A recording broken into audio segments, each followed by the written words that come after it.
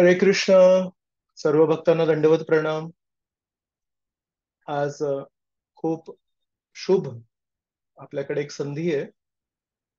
श्रील प्रभुपादांचे पूर्णपणे समर्पित शुद्ध भक्त परमपूज्य गोपाल कृष्ण गोस्वामी महाराज यांच्याबद्दल चर्चा करण्यासाठी आपल्याकडे संधी आहे. आपण सुरुवात करूया. ओम अज्ञानतिमिरान्धस्य ज्ञानाञ्जनशलाकया चक्षुरुन्मिलितं येन तस्मै श्रीगुरवे नमः. नमो विष्णुपादाय कृष्णपृष्ठाय भूतले श्रीमते भक्तिवेदांत स्वामिनिति नामिने. नमस्ते सारस्वते देवे गौरवाणी प्रचारिणे निर्विशेष शून्यवादी पाश्चात्य देशतारिणे. जय श्री कृष्ण चैतन्य प्रभु नित्यानंद श्री अद्वैत गदाधर श्रीवासदि गौर भक्त वृंद. हरे कृष्णा कृष्णा कृष्णा हरे हरे हरे राम राम राम हरे हरे. आपण सुरुवातीला परमपूज्य गोपाल कृष्ण गोस्वामी महाराज यांचा प्रणाम मंत्र बोलून सुरुवात करूया. नमो विष्णुपादाय कृष्णपृष्ठाय भूतले श्रीमते गोपाल कृष्ण गोस्वामी इति नामिने. प्रभुपादस्य साहित्यं यः प्रकाश वितीरये च प्रचारं कृतवान् साधु भगवत्पदायते नमः. तर सर्व भक्तांचं खूप खूप स्वागत. आणि आज आपण गोपाल कृष्ण महाराजांबद्दल चर्चा करूया. एक श्रील प्रभुपाद नेहमी म्हणायचे, एको चंद्रस्तमो हंती न च तारा सहस्रशः. चाणक्य पंडितांचं हे वाक्य आहे. म्हणतात, अंधार नष्ट करण्यासाठी एक चंद्रच पुरेसा आहे आणि हजार तारकांची गरज नाहीये. आणि या तत्वाला धरून प्रभुपाद म्हणायचे की एक जरी आपला शुद्ध शिष्य असेल तरी आपलं काम झालं. आपल्याला हजारो हजारो शिष्यांची गरज नाही. आणि या दृष्टीला बघून एका भक्तांनी पुस्तक लिहिलंय की मेनी मून्स म्हणून. तर प्रभुपाद म्हणतायत की एक चंद्र पुरेसा आहे, हजारो तारका गरजेच्या नाही आहेत. पण एका भक्तांनी प्रभुपादांच्या शिष्यांवर पुस्तक लिहिलंय आणि त्या पुस्तकाचं नाव आहे मेनी मून्स म्हणून, अनेक अनेक चंद्र. तर एक चंद्र पुरेसा आहे. आणि जर अनेक चंद्र असतील तर तर मग प्रकाश लखलखित करणारा प्रकाश आहे, लख्ख प्रकाश आहे. तशा प्रकारे प्रभुपादांचे एक एक शिष्य आहेत आणि त्यांच्याबद्दल आपल्याला चर्चा करायला मिळते. त्यांना आपण आपल्या डोळ्यांनी बघतोय, हेच आपलं खूप मोठं सौभाग्य आहे. तर आपण आज गोपाल कृष्ण गोस्वामी महाराजांबद्दल चर्चा करणार आहोत. गोपाल कृष्ण गोस्वामी महाराजांचा जन्म भारतामध्ये नवी दिल्ली इथे झाला 1944 मध्ये. 14 ऑगस्ट या तिथीला अन्नदा एकादशी होती. तर प्रभुपादांचे बरेच शिष्य आहेत. त्यांचा जन्म या जगामध्ये, जरी त्यांचा शरीर पाश्चात्य देशातलं असेल, पण त्यांचा जन्म एकादशीच्या दिवशी झालाय. जय पताका महाराजांचा जन्म एकादशीचा आहे. परमपूज्य लोकनाथ महाराजांचा जन्म एकादशीचा आहे. तत्स्वरूप गोस्वामी महाराजांचा गीता जयंतीचा वाढदिवस आहे. तशा प्रकारे बरेच प्रभुपादांचे जे शिष्य आहेत त्या सगळ्यांचा जन्म या जगामध्ये एकादशीच्या दिवशी झाला. तसंच गोपाल कृष्ण गोस्वामी महाराजांचा जन्म हा अन्नदा एकादशीच्या पवित्र दिवशी झाला. आणि लहानपण त्यांचं दिल्लीमध्ये झालं आणि म्हणून ग्रॅज्युएशन युनिव्हर्सिटी ऑफ दिल्ली मधून आहे. त्यानंतर उच्च शिक्षणासाठी त्यांचं नाव होतं गोपाल कृष्ण खन्ना, पंजाबी येते. आणि लहानपणीच त्यांचं नाव गोपाल कृष्ण होतं. तर गोपाल कृष्ण खन्ना यांनी दिल्लीमध्ये ग्रॅज्युएशन केल्यानंतर पॅरिस इथे बिझनेस मॅनेजमेंटमध्ये पोस्ट ग्रॅज्युएशन करायला गेले. आणि तिथे अभ्यास करता करता त्यांनी फ्रेंच गव्हर्नमेंट कडून एक स्कॉलरशिप पण मिळवली.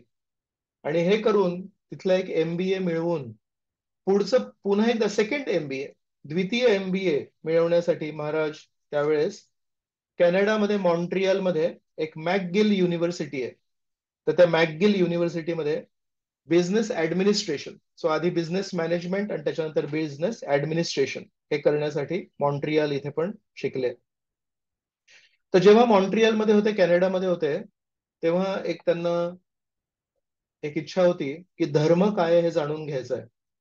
तर 1967 1967 डिसेंबर पासून महाराज जेव्हा मॉन्ट्रियलमध्ये तिथे नोकरी करायचे, तिथून डबल MBA झाले त्या काळात, आणि ते पण दोन्ही MBA त्यांचे पाश्चात्य देशांमध्ये झाले. तर आपण जे पेप्सी कोला बघतो, तर त्या पेप्सी कोलाची जी कंपनी आहे ती अमेरिकन कंपनी आहे. तर त्या कंपनीसाठी महाराज तेव्हा मार्केटिंग रिसर्च डिपार्टमेंटमध्ये काम करायचे. आणि मनात एक नेहमी प्रश्न यायचा की धर्म म्हणजे काय. तर तेव्हा त्यांनी त्यांच्या एका मित्राला प्रश्न विचारला की मी आहे मॉन्ट्रियलमध्ये कॅनडामध्ये, पण इथे कुठे हिंदू मंदिर आहे का. आणि तेव्हा ज्यांना ते उत्तर मिळालं की इथे हरे कृष्ण मंदिर आहे, हे लोक राधाकृष्णांची पूजा करतात. तर महाराज शोधत शोधत इस्कॉनच्या मंदिरात पोहोचले. तिथे त्यांना खूप तो कार्यक्रम आवडला आणि त्यांना खूप आश्चर्य वाटलं की कॅनडाच्या मुख्य शहरामध्ये राधाकृष्णांची पूजा होते. आणि नियमितपणे त्या मंदिरात जायचे. कधी कधी, कारण ते पंजाबी होते, तर गुरुद्वारामध्ये पण जायचे. तर जवळजवळ डिसेंबर 67 पासून महाराजांनी वेगवेगळ्या मंदिरांमध्ये वेगवेगळ्या धर्मांच्या ठिकाणी मॉन्ट्रियलमध्ये आणि गुरुद्वारांमध्ये भेट द्यायला सुरुवात केली होती. आणि त्या दरम्यान मॉन्ट्रियल मंदिराचे त्यावेळेचे जे टेम्पल प्रेसिडेंट होते त्यांचं नाव होतं महापुरुष प्रभू. तर महापुरुष प्रभूंशी पण त्यांची ओळख झाली. आणि महापुरुष प्रभूंनी मे महिन्यामध्ये त्यांना सांगितलं की 1968 मध्ये जून 1 तारखेला आमचे गुरु श्रील प्रभुपाद मॉन्ट्रियलला येणार आहेत. आणि हे ऐकून महाराजांना खूप आनंद झाला आणि म्हणाले नक्कीच मी पण भेटायला येईन त्यांना. आणि जून 1 तारखेच्या आदल्या दिवशी मे 30 1968 त्या दिवशी महाराज संध्याकाळच्या कार्यक्रमाला मंदिरात पोहोचले आणि संकीर्तनामध्ये भाग घेतला. आणि नंतर टेम्पल प्रेसिडेंटला म्हणाले माझ्यासाठी काही सेवा आहे का. आणि दुसऱ्या दिवशी प्रभुपाद येणार आहेत, तर सेवा तर होतीच नक्की. तर टेम्पल प्रेसिडेंटनी सांगितलं की प्रभुपादांची जी रूम आहे ती साफसफाई करणार का तुम्ही. तर हे डबल MBA आहेत, पण म्हणाले की हो नक्की. तर प्रभुपादांच्या रूमच्या खिडक्या, दरवाजे, आसन, खुर्च्या हे साफसफाईची त्यांना प्रभुपादांच्या येण्याच्या पूर्वीच एक सेवा मिळाली. तर महाराज नेहमी म्हणतात प्रभुपाद मला भेटायच्या पूर्वीच मला सेवा दिली त्यांनी. तर त्यांना खूप आनंद झाला त्याचा. त्या काळी त्यांचे एक मित्र होते, ते पण आता इस्कॉनमध्ये खूप मोठे गुरु आहेत, त्यांचं नाव आहे भुरीजन प्रभू. तर भुरीजन प्रभू सांगतात त्यावेळेस हे तरुण व्यक्ती आहेत आणि तेव्हा त्यांचं वय होतं 24 वर्ष. 24 वर्षांचा हा भारतीय तरुण तेव्हा जेव्हा मंदिरात यायचा, संध्याकाळी जॉब केल्यानंतर मंदिरात यायचा, तेव्हा आम्ही मंदिरांच्या भिंतींवर श्रीकृष्णांची चित्र लावली होती. आणि म्हणतात की हा मुलगा इतका प्रामाणिक होता की भिंतीवर लागलेल्या राधाकृष्णांच्या प्रत्येक चित्राला दंडवत प्रणाम करायचा आणि नंतर आतमध्ये येत मग मुख्य मूर्तींना दंडवत प्रणाम करायचा. तर आजही त्यांना ते भुरीजन प्रभूंना आठवत आहे. आणि त्यावेळेस, कारण हे पाश्चात्य संस्कृतीत चाललंय, अमेरिकेमध्ये कॅनडामध्ये चाललंय, तर अधिकांश लोक तेव्हा जे यायचे ते पाश्चात्य लोक यायचे मंदिरांमध्ये.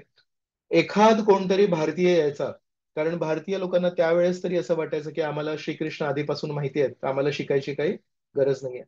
तर 3 मीन 3.5 त्याच्यातून पण हा एक एवढा सुशिक्षित आणि तरुण मुलगा, पण किती श्रद्धाळू आणि किती त्याला एक इच्छा होती जाणून घ्यायची. तर मग दुसऱ्या दिवशी जेव्हा प्रभुपाद आले, तर त्यावेळेस प्रभुपाद तिथे 3 महिने थांबले. आणि 3 महिने दररोज प्रभुपाद तिथे प्रवचन करायचे. आणि गोपाल कृष्ण खन्ना हे रोज तिथे जायचे आणि एकटे असे व्यक्ती होते भारतीय, जे प्रवचन सुरू होण्यापूर्वी तिथे पोचायचे, पूर्ण प्रवचन ऐकायचे आणि प्रवचन संपल्यानंतर कीर्तनात भाग घेतल्यानंतर तिथून मग घरी जायचे. तर प्रभुपादांनी बघितलं आणि प्रभुपादांनी म्हटलं की हा जो मुलगा आहे हा नेहमी दर प्रवचनाला असतो आणि शेवटपर्यंत थांबतो आणि ध्यानपूर्वक ऐकतो. तर गोपालकृष्ण महाराज नंतर आपल्या शिष्यांना सांगत होते की असं नाही की मला काही श्रवणामध्ये काही विशेष आकर्षण होतं आणि मला काही त्याचं विशेष स्थान माहिती होतं, पण मला प्रभुपादांच्या व्यक्तिमत्वाबद्दल एवढं आकर्षण वाटत होतं. पहिल्या भेटीपासून मला एक लक्षात आलं होतं की प्रभुपाद हे एक विशेष साधू आहेत आणि यांच्याकडे अमाप शक्ती आहे. आणि मी प्रभुपादांच्या व्यक्तिमत्वाकडे असं ओढला गेलो होतो आणि त्यामुळे जेव्हा जेव्हा मला संधी मिळायची मी तिथे चुपचाप जाऊन बसायचो आणि प्रभुपादांनी ते नोट केलं होतं. म्हणून प्रभुपाद जेव्हा मॉन्ट्रियलमध्ये 3 महिने होते, तर 3 महिने दररोज प्रभुपाद यांच्याशी एक संवाद साधायचे. आणि नंतर 3 महिन्यांनंतर जेव्हा प्रभुपाद मॉन्ट्रियल सोडून पुढे प्रवास करत गेले, तेव्हा म्हणतात, दर महिन्याला मला कमीत कमी 2 किंवा 3 पत्र लिहायचे.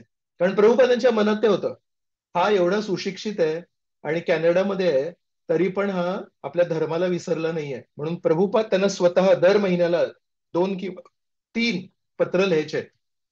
आणि तेव्हा प्रभुपादांनी त्यांना सांगितलं, की तू एवढा सुशिक्षित आहेस, तू एवढा हुशार आहेस, तर तुझ्या या बुद्धीचा वापर तू एका कंपनीसाठी करण्याऐवजी तू श्रीकृष्णांसाठी करायला पाहिजे. तुझं जे कला कौशल्य आहे तू श्रीकृष्णांना का नाही अर्पण करत? आणि म्हणून त्यानंतरच मग 1969 मध्ये, तर 68 मध्ये जून 1 तारखेला प्रभुपाद भेटले. आणि मे 27 1969 या दिवशी त्यांना दीक्षा मिळाली. आणि दीक्षेच्या वेळेस प्रभुपादांनी सांगितलं, याचं लहानपणापासूनच नाव गोपाल कृष्ण आहे. मग जर याचं नाव गोपाल कृष्ण आधीपासून आहे तर याचं नाव बदलायची गरज नाहीये. आणि आजपासून तुमचं नाव असेल गोपाल कृष्ण दास, असं त्यांना एक नाव मिळालं. आणि काहीच दिवसांनी, कारण प्रभुपादांनी त्यांना विनंती केली, तर मग यांनी तो जॉब सोडून दिला आणि पूर्णपणे प्रभुपादांना समर्पित इस्कॉनच्या मंदिरामध्ये शिफ्ट झाले आणि आपलं जीवन जगू लागले. मग नंतर असं करता करता 7-8 वर्षांनी, आता ही 1975 ची गोष्ट आहे, तर 1975 म्हणजे आता 2 वर्षांनी प्रभुपाद गेले. आणि 1975 पर्यंत प्रभुपादांनी पूर्ण जगभरामध्ये त्यांची ही इस्कॉन संस्था छान स्थापित केली होती. तर काही अशा घटना तेव्हा इस्कॉनमध्ये घडल्या, की प्रभुपादांनी तेव्हा असं ठरवलं, की आता मला पाश्चात्य देशांमध्ये मी भरपूर प्रचार केलाय, आता मला भारतामध्ये प्रचार करायचा आहे. आणि प्रभुपादांनी त्यांच्या प्रचाराचा जो वेग आहे तो पाश्चात्य देशांमध्ये कमी केला आणि नंतर भारताकडे तो वेग वळवला.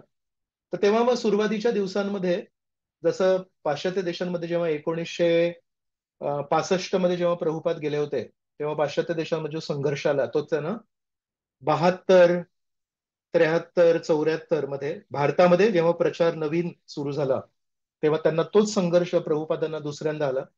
तर तेव्हा सगळ्यात विश्वासू व्यक्ती कोण, जे सगळ्या संघर्षांना तोंड देतील, तर ते तमाल कृष्ण गोस्वामी महाराज. तर तमाल कृष्ण गोस्वामी महाराजांना प्रभुपादांनी इथे बोलवलं.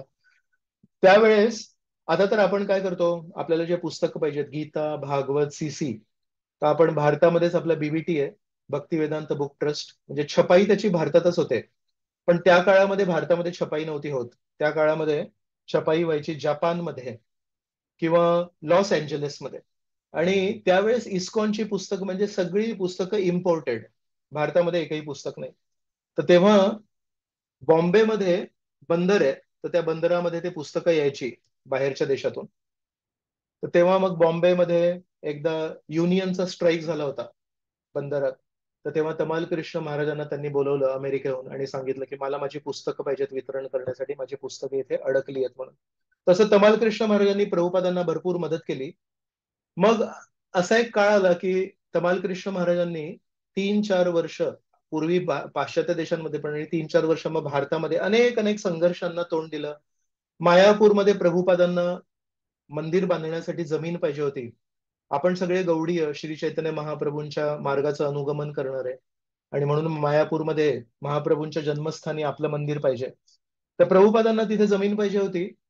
आणि प्रभुपाद कोणाशी तरी बोलणं करायचे आणि ते व्यक्ती म्हणायचे, ठीक आहे, मी तुम्हाला जमीन विकतो माझी. आणि 2-3 दिवसांनी त्या व्यक्तीचा फोन यायचा आणि प्रभुपादांना म्हणायचे, सॉरी, पण मी माझी जमीन तुम्हाला विकू नाही शकत. तर कोणी ना कोणीतरी जाऊन त्या व्यक्तीला सांगायचे, की तू प्रभुपादांना जमीन विकू नकोस म्हणून. तर अशा प्रकारे प्रभुपादांना सुरुवातीच्या दिवसांमध्ये भारतामध्ये खूप संघर्ष झाले. आपल्याला मुंबईच्या मंदिराची पण स्टोरी माहिती आहे. जुहूमध्ये प्रभुपादांना जेव्हा जमीन पाहिजे होती तेव्हा त्यांना चिटिंग करण्यात आलं आणि ते प्रभुपादांना खूप लढा लढायला लागला. वृंदावनामध्ये एक जसे इथे मिस्टर एन होते, तिथे मिसेस एस होते. बेसिकली सराफ होते त्यांचं नाव. आणि मुंबईमध्ये त्यांनी त्रास दिला, त्यांचं नाव नायर होतं. तर ते सराफ माताजी जे होते, त्यांना ती जमीन प्रभुपादांना द्यायची होती. पण त्यांच्या नातेवाईकांनी त्यांनी कबूल केली प्रभुपादांना. आणि नंतर नातेवाईकांनी त्यांना सांगितलं, की तुम्ही एक काम करा, प्रभुपादांना सांगा की मी तुम्हाला जमीन देते, पण रस्त्याला फेसिंग जी बाजू आहे त्या जमिनीची ती माझी राहणार आणि तिथे मी दुकानं बांधणार. तर विचार करा, मागे मंदिर आहे आणि त्या मंदिराला ऍक्सेसच नाही मेन रोडला, आणि तिथे सगळे कमर्शियल दुकान आहेत. तर मग ही जेव्हा गोष्ट प्रभुपादांना कळली, मग तेव्हा प्रभुपादांनी त्यांना अ, नृग महाराजांची गोष्ट सांगितली. भागवताच्या 10व्या स्कंदमध्ये जेव्हा श्रीकृष्णांची मुलं द्वारकेमध्ये खेळत होती, तेव्हा मग एक नृग महाराजांची गोष्ट येते. तर बेसिकली नृग महाराजांनी ब्राह्मणांना दान दिलं होतं आणि त्याच्यातली एक गाय परत आली होती नकळतपणे. तर नृग महाराजांना मग एक सरडा बनायला लागलं होतं, एक पाल बनायला लागली होती. तर ती गोष्ट मग प्रभुपादांनी मिसेस एस ला सांगितली आणि मिसेस ला घाबरले. मग मग त्यांनी ती जमीन प्रभुपादांना दिली. तर बेसिकली काय आहे, मायापूरमध्ये संघर्ष जमिनीसाठी, मुंबईमध्ये संघर्ष जमिनीसाठी, वृंदावनामध्ये संघर्ष जमिनीसाठी. क्रॉस मैदान फेस्टिवल करायला गेले प्रभुपाद प्रचारासाठी मुंबईमध्ये सगळ्यात महत्वाच्या ठिकाणी, तर 4,000 रुपयाचं बिल होतं सगळं पंडाल बांधायचं. 1972 ची गोष्ट आहे ही. तर ते बिल त्यांच्या पाशात शिष्यांना सांगितलं 40,000चं. प्रभुपादांनी ते बिल बघितलं आणि म्हणाले, 4,000 मी देणार, याच्यापेक्षा त्याची तुम्हाला एक दमडी देणार नाही, 40,000 तर अजिबात देणार नाही. बेसिकली खूप चिटिंग झालं. तर म्हणून मग प्रभुपादांनी तमाल कृष्ण महाराजांना बोलवलं होतं. मग तमाल कृष्ण महाराजांनी हे सगळे संघर्ष बघितले. पण 1975च्या आसपास मग तमाल कृष्ण महाराज म्हणाले की हे सगळं भारतामध्ये जे काही चाललंय ना, हे काय मला काय जमत नाहीये आणि मला तुम्ही सोडा आता या सेवेतून. मी थोडं बुक डिस्ट्रीब्युशन करतो, थोडं ऍक्च्युली प्रचार करतो, हे मॅनेजमेंट करून मी थकलो आता. रोज संघर्ष, रोज चीटिंग, रोज पैशांची उलाढाल. तर म्हणाले मी अमेरिकेला चाललो. मग तेव्हा तमाल कृष्ण महाराज 1975 मध्ये अमेरिकेला गेले आणि तिथे त्यांनी मग राधा दामोदर ट्रॅव्हलिंग संकीर्तन पार्टी सुरू केली. आणि दररोज असे बस घेऊन अमेरिकेमध्ये निघायचे आणि दररोज नवीन नवीन भक्तांना प्रभुपादांना समर्पण करण्यासाठी प्रेरणा द्यायचे. तर आता तमाल कृष्ण महाराज जेव्हा भारतातून निघून गेले, मग आता कोण पाहिजे भारतामध्ये, कोणतरी पाहिजे. मग प्रभुपादांनी एका मोठ्या महत्वाच्या व्यक्तीला बोलवलं, जे खूप व्यवहार कुशल व्यक्ती होते. तर ते व्यक्ती आले भारतामध्ये, 2 आठवडे राहिले आणि म्हणाले या भारतीय लोकांना मी हँडल करू शकत नाही. ते निघून गेले. मग अजून एका व्यक्तीला बोलवलं अमेरिकन, ते 2 किंवा 3 आठवडे राहिले. अशा प्रकारे 3 GBC हे एका महिन्यामध्ये त्यांनी बदलले. सो तमाल कृष्ण महाराज हे 3-4 वर्ष टिकले, पण त्यांना पण जेव्हा त्रास झाला तेव्हा मग हे 3 GBC एक महिना टिकू नाही शकले. मग तेव्हा प्रभुपाद विचार करत होते कोण कोण कोण. मग तेव्हा त्यांना आठवलं की गोपाल कृष्ण महाराज हे न्यू दिल्लीमध्ये जन्मलेले आहेत आणि कदाचित त्यांची मदत होईल. मग तेव्हा प्रभुपादांनी 1975 मध्ये गोपालकृष्ण महाराजांना सांगितलं की तुम्ही आता भारतामध्ये या आणि तुम्ही प्रचार करा. तर 1975 ते 1976 मध्ये प्रभुपादांनी गोपालकृष्ण महाराजांना पूर्ण भारताचं कार्यभार दिला आणि सांगितलं की तुम्ही आता भारताचे जीबीसी आहात. जीबीसी म्हणजे बेसिकली मॅनेजमेंट करायची त्या पूर्ण झोनची. आणि मग ते त्यांनी जेव्हा नीट केलं, 1 वर्ष त्यांनी सगळ्यात कठीण समयी जेव्हा प्रभुपादांना मदतीची गरज होती तेव्हा गोपालकृष्ण महाराजांनी ती जबाबदारी सांभाळली. आणि नंतर मग त्यांचं ते कौशल्य बघून प्रभुपादांना अजून एक क्षेत्र, अजून एक गड त्यांना काबीज करायचा होता, तो होता रशिया. रशियामध्ये त्यावेळेस जी काही सत्ता होती ती नास्तिक सत्ता होती, साम्यवादाची सत्ता होती, कम्युनिस्ट कंट्री होती ती, ज्याच्यामध्ये नास्तिकवाद हा ऑफिशियल स्टेट रिलीजन आहे. ऑफिशियल धर्म काय, नास्तिकवाद. आणि जर कोणी म्हणत असेल की परमेश्वराचं अस्तित्व आहे तर त्याला जेलमध्ये टाकणार, त्याला टॉर्चर करणार. तर अशा परिस्थितीमध्ये प्रभुपाद 1971 मध्ये, 1971 मध्ये एकदा रशियाला जाऊन आले होते आणि तेव्हा त्यांनी तिथे एका शिष्याला दीक्षा दिली होती. तर त्याचं नाव होतं अॅनाटॉली. आणि अॅनाटॉलीला 3 दिवस प्रभुपादांनी स्वतः प्रचार केला होता आणि 3 दिवसामध्ये हॉटेलमध्ये त्याला दीक्षा दिली आणि त्याला नाव दिलं होतं अनंत शांती दास म्हणून. तर या एका अनंत शांती दासाने भगवद्गीतेचे झेरॉक्स करून तिथे प्रचार सुरू केला आणि शेकडो शेकडो भक्तांना without any support, without any shelter Anant शांतीदासने केलं होतं. तर ते प्रभुपादांना लक्षात होतं की तो एकटा शिष्य पूर्ण रशियामध्ये प्रचार करतोय आणि त्याच्या जीवाला धोका आहे. तर गोपालकृष्ण महाराजांचं ते भारताला त्यांनी ज्या प्रकारे सांभाळलं, तर मग त्यांना 1966 76 मध्ये, 1976 मध्ये प्रभुपादांनी सांगितलं, तुम्ही आता रशियाचे पण जीबीसी बना. तर त्यावेळेस भारत हा सगळ्यात कठीण, तमाल कृष्ण महाराज पण सोडून गेले होते. तेव्हा गोपाल कृष्ण महाराजांनी त्यांना सांभाळलं आणि मग त्यांच्यावर खुश होऊन त्यांना USSR किंवा रशिया पण प्रभुपादांनी दिलं. आणि तेव्हा प्रभुपादांनी त्यांना अजून एक खूप महत्वाची गोष्ट सांगितली. म्हणाले की भारतामध्ये आपल्याला जर प्रचार करायचा असेल तर आपल्याला आपली पुस्तकं छापायची आहेत. आणि आज आपली सर्व पुस्तकं अमेरिकेमध्ये किंवा जपानमध्ये छापली जात आहेत आणि ती इम्पोर्ट करून मग त्याची किंमत वाढते आणि भारतामध्ये पैसे थोडे सेन्सिटिव्ह विषय आहे. तर म्हणून आपण भारतामध्ये पुस्तकांची छपाई करायला पाहिजे. तर त्यावेळेस 1975 मध्ये प्रभुपादांनी गोपालकृष्ण महाराजांना जेव्हा जीबीसी बनवलं तेव्हा त्यांना सांगितलं, आपल्याला भारतामध्ये पुस्तकांची छपाई करायची आणि पुस्तकांचा प्रसार आणि प्रचार करायचा आहे, तर तुम्ही याच्यावर लक्ष द्या.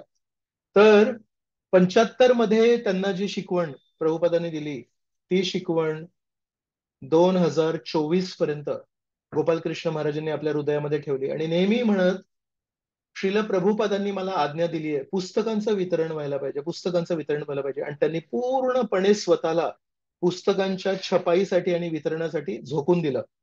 आणि जेव्हा पहिल्यांदा भारतामध्ये श्रीमद भागवत हिंदीमध्ये प्रकाशित झालं आणि पहिला स्कंद घेऊन गोपालकृष्ण महाराज, मी तुम्हाला तो फोटो दाखवतो.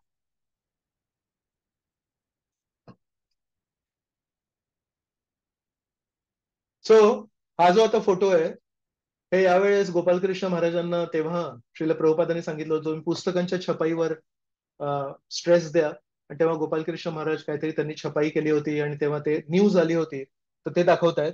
पण त्या 1975 पासून गोपालकृष्ण महाराज हे नेहमी पुस्तकांच्या छपाईवर जोर देतात. आणि महाराज म्हणतात की मी जेव्हा पहिल्यांदा हिंदी श्रीमद भागवतम पहिला स्कंद छापला आणि प्रभुपादांना नेऊन दिला तेव्हा श्रील प्रभुपाद खूप खुश झाले आणि म्हणाले, खूप छान केलंस तू हे. मग काय, मला जेव्हा ते प्रोत्साहन मिळालं मग मी एक एक पुस्तकं छापत गेलो. आणि त्याच्यानंतर त्यांनी भक्ती रसामृत सिंधू इंग्लिशमध्ये भारतामध्ये छापलं. तेव्हा प्रभुपादांनी म्हणाले, दिस इज फर्स्ट क्लास प्रिंटिंग. तर प्रभुपादांच्या मुखातून पुस्तकांसाठी जर आपल्याला गुणगान मिळत असेल तर ते आपल्या जीवनाचं यश आहे. तर गोपालकृष्ण महाराज म्हणाले, त्या दिवशी मला लक्षात आलं की प्रभुपादांना पुस्तकांचं छपाई आणि पुस्तकांचं वितरण किती आवडतंय. आणि मग त्या दिवशीपासून आजपर्यंत गोपालकृष्ण महाराज हे बुक डिस्ट्रीब्युशन.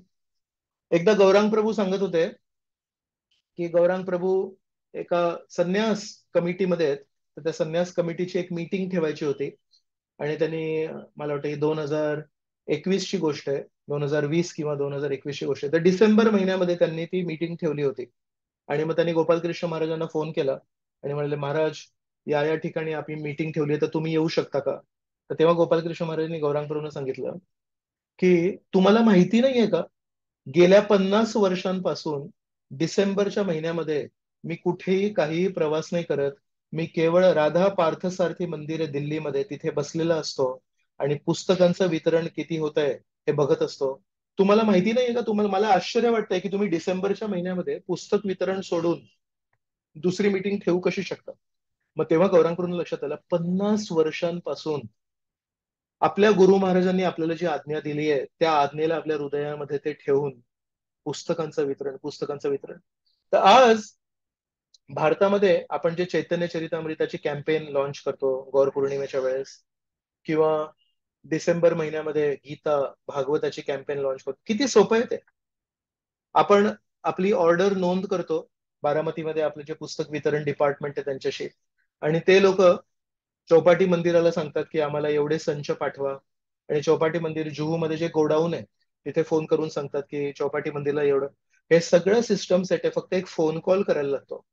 पण जेव्हा गोपालकृष्ण महाराजांनी हे सुरू केलं तेव्हा अशी काही सिस्टम नव्हती. तर 50 वर्ष लागले आहेत गोपालकृष्ण महाराजांना की ते सगळे पुस्तकं भारतामध्ये चांगल्या क्वालिटीने छपाई करणे, त्याचं नीट गोडाऊन सेटअप करणे, पूर्ण सिस्टम सेटअप करणे, किती रेटला मंदिराला मिळेल, किती रेटला लोकांना मिळेल.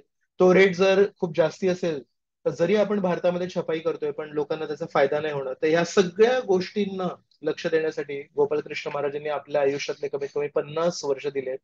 आणि आपल्या हातामध्ये जेव्हा पण आपण भागवत, भगवद्गीता, चैतन्य चरितामृत हे हातात बघू तेव्हा एकदा तरी आपण गोपालकृष्ण महाराजांना दंड धन्यवाद म्हणायला पाहिजे, दंडवत प्रणाम करायला पाहिजे, की तुमच्या कष्टांमुळे आज ही पुस्तकं, प्रभुपादांची पुस्तकं भारतामध्ये एका फोन कॉलवर उपलब्ध आहेत.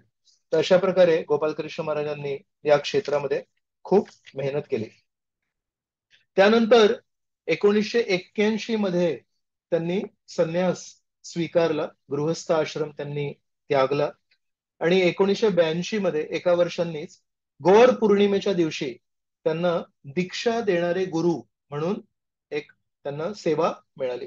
तर 1982 पासून गोपालकृष्ण महाराज हे दीक्षा गुरुची सेवा करत होते. 40 वर्षांपासून भक्तांना श्रीकृष्णांच्या गुरु शिष्य परंपरेशी जोडणारे हे खूप मोठे, प्रामाणिक आणि खूप प्रेमळ असे मानले जातात असे गुरु आहेत. प्रभुपाद जेव्हा या जगातून गेले तेव्हा पूर्ण विश्वामध्ये 108 मंदिरं होती. पण भारतामध्ये किती मंदिरं होती? भारतामध्ये त्यावेळेस 7 मंदिरं होती. बाकी सगळी मंदिरं प्रभुपादांनी भारताच्या बाहेर बांधली.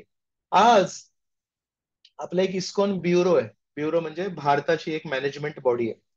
त्यांचं म्हणणं आहे की आपल्याकडे 700 वेगवेगळ्या छोट्या मोठ्या मंदिरांचे अकाउंट येतात.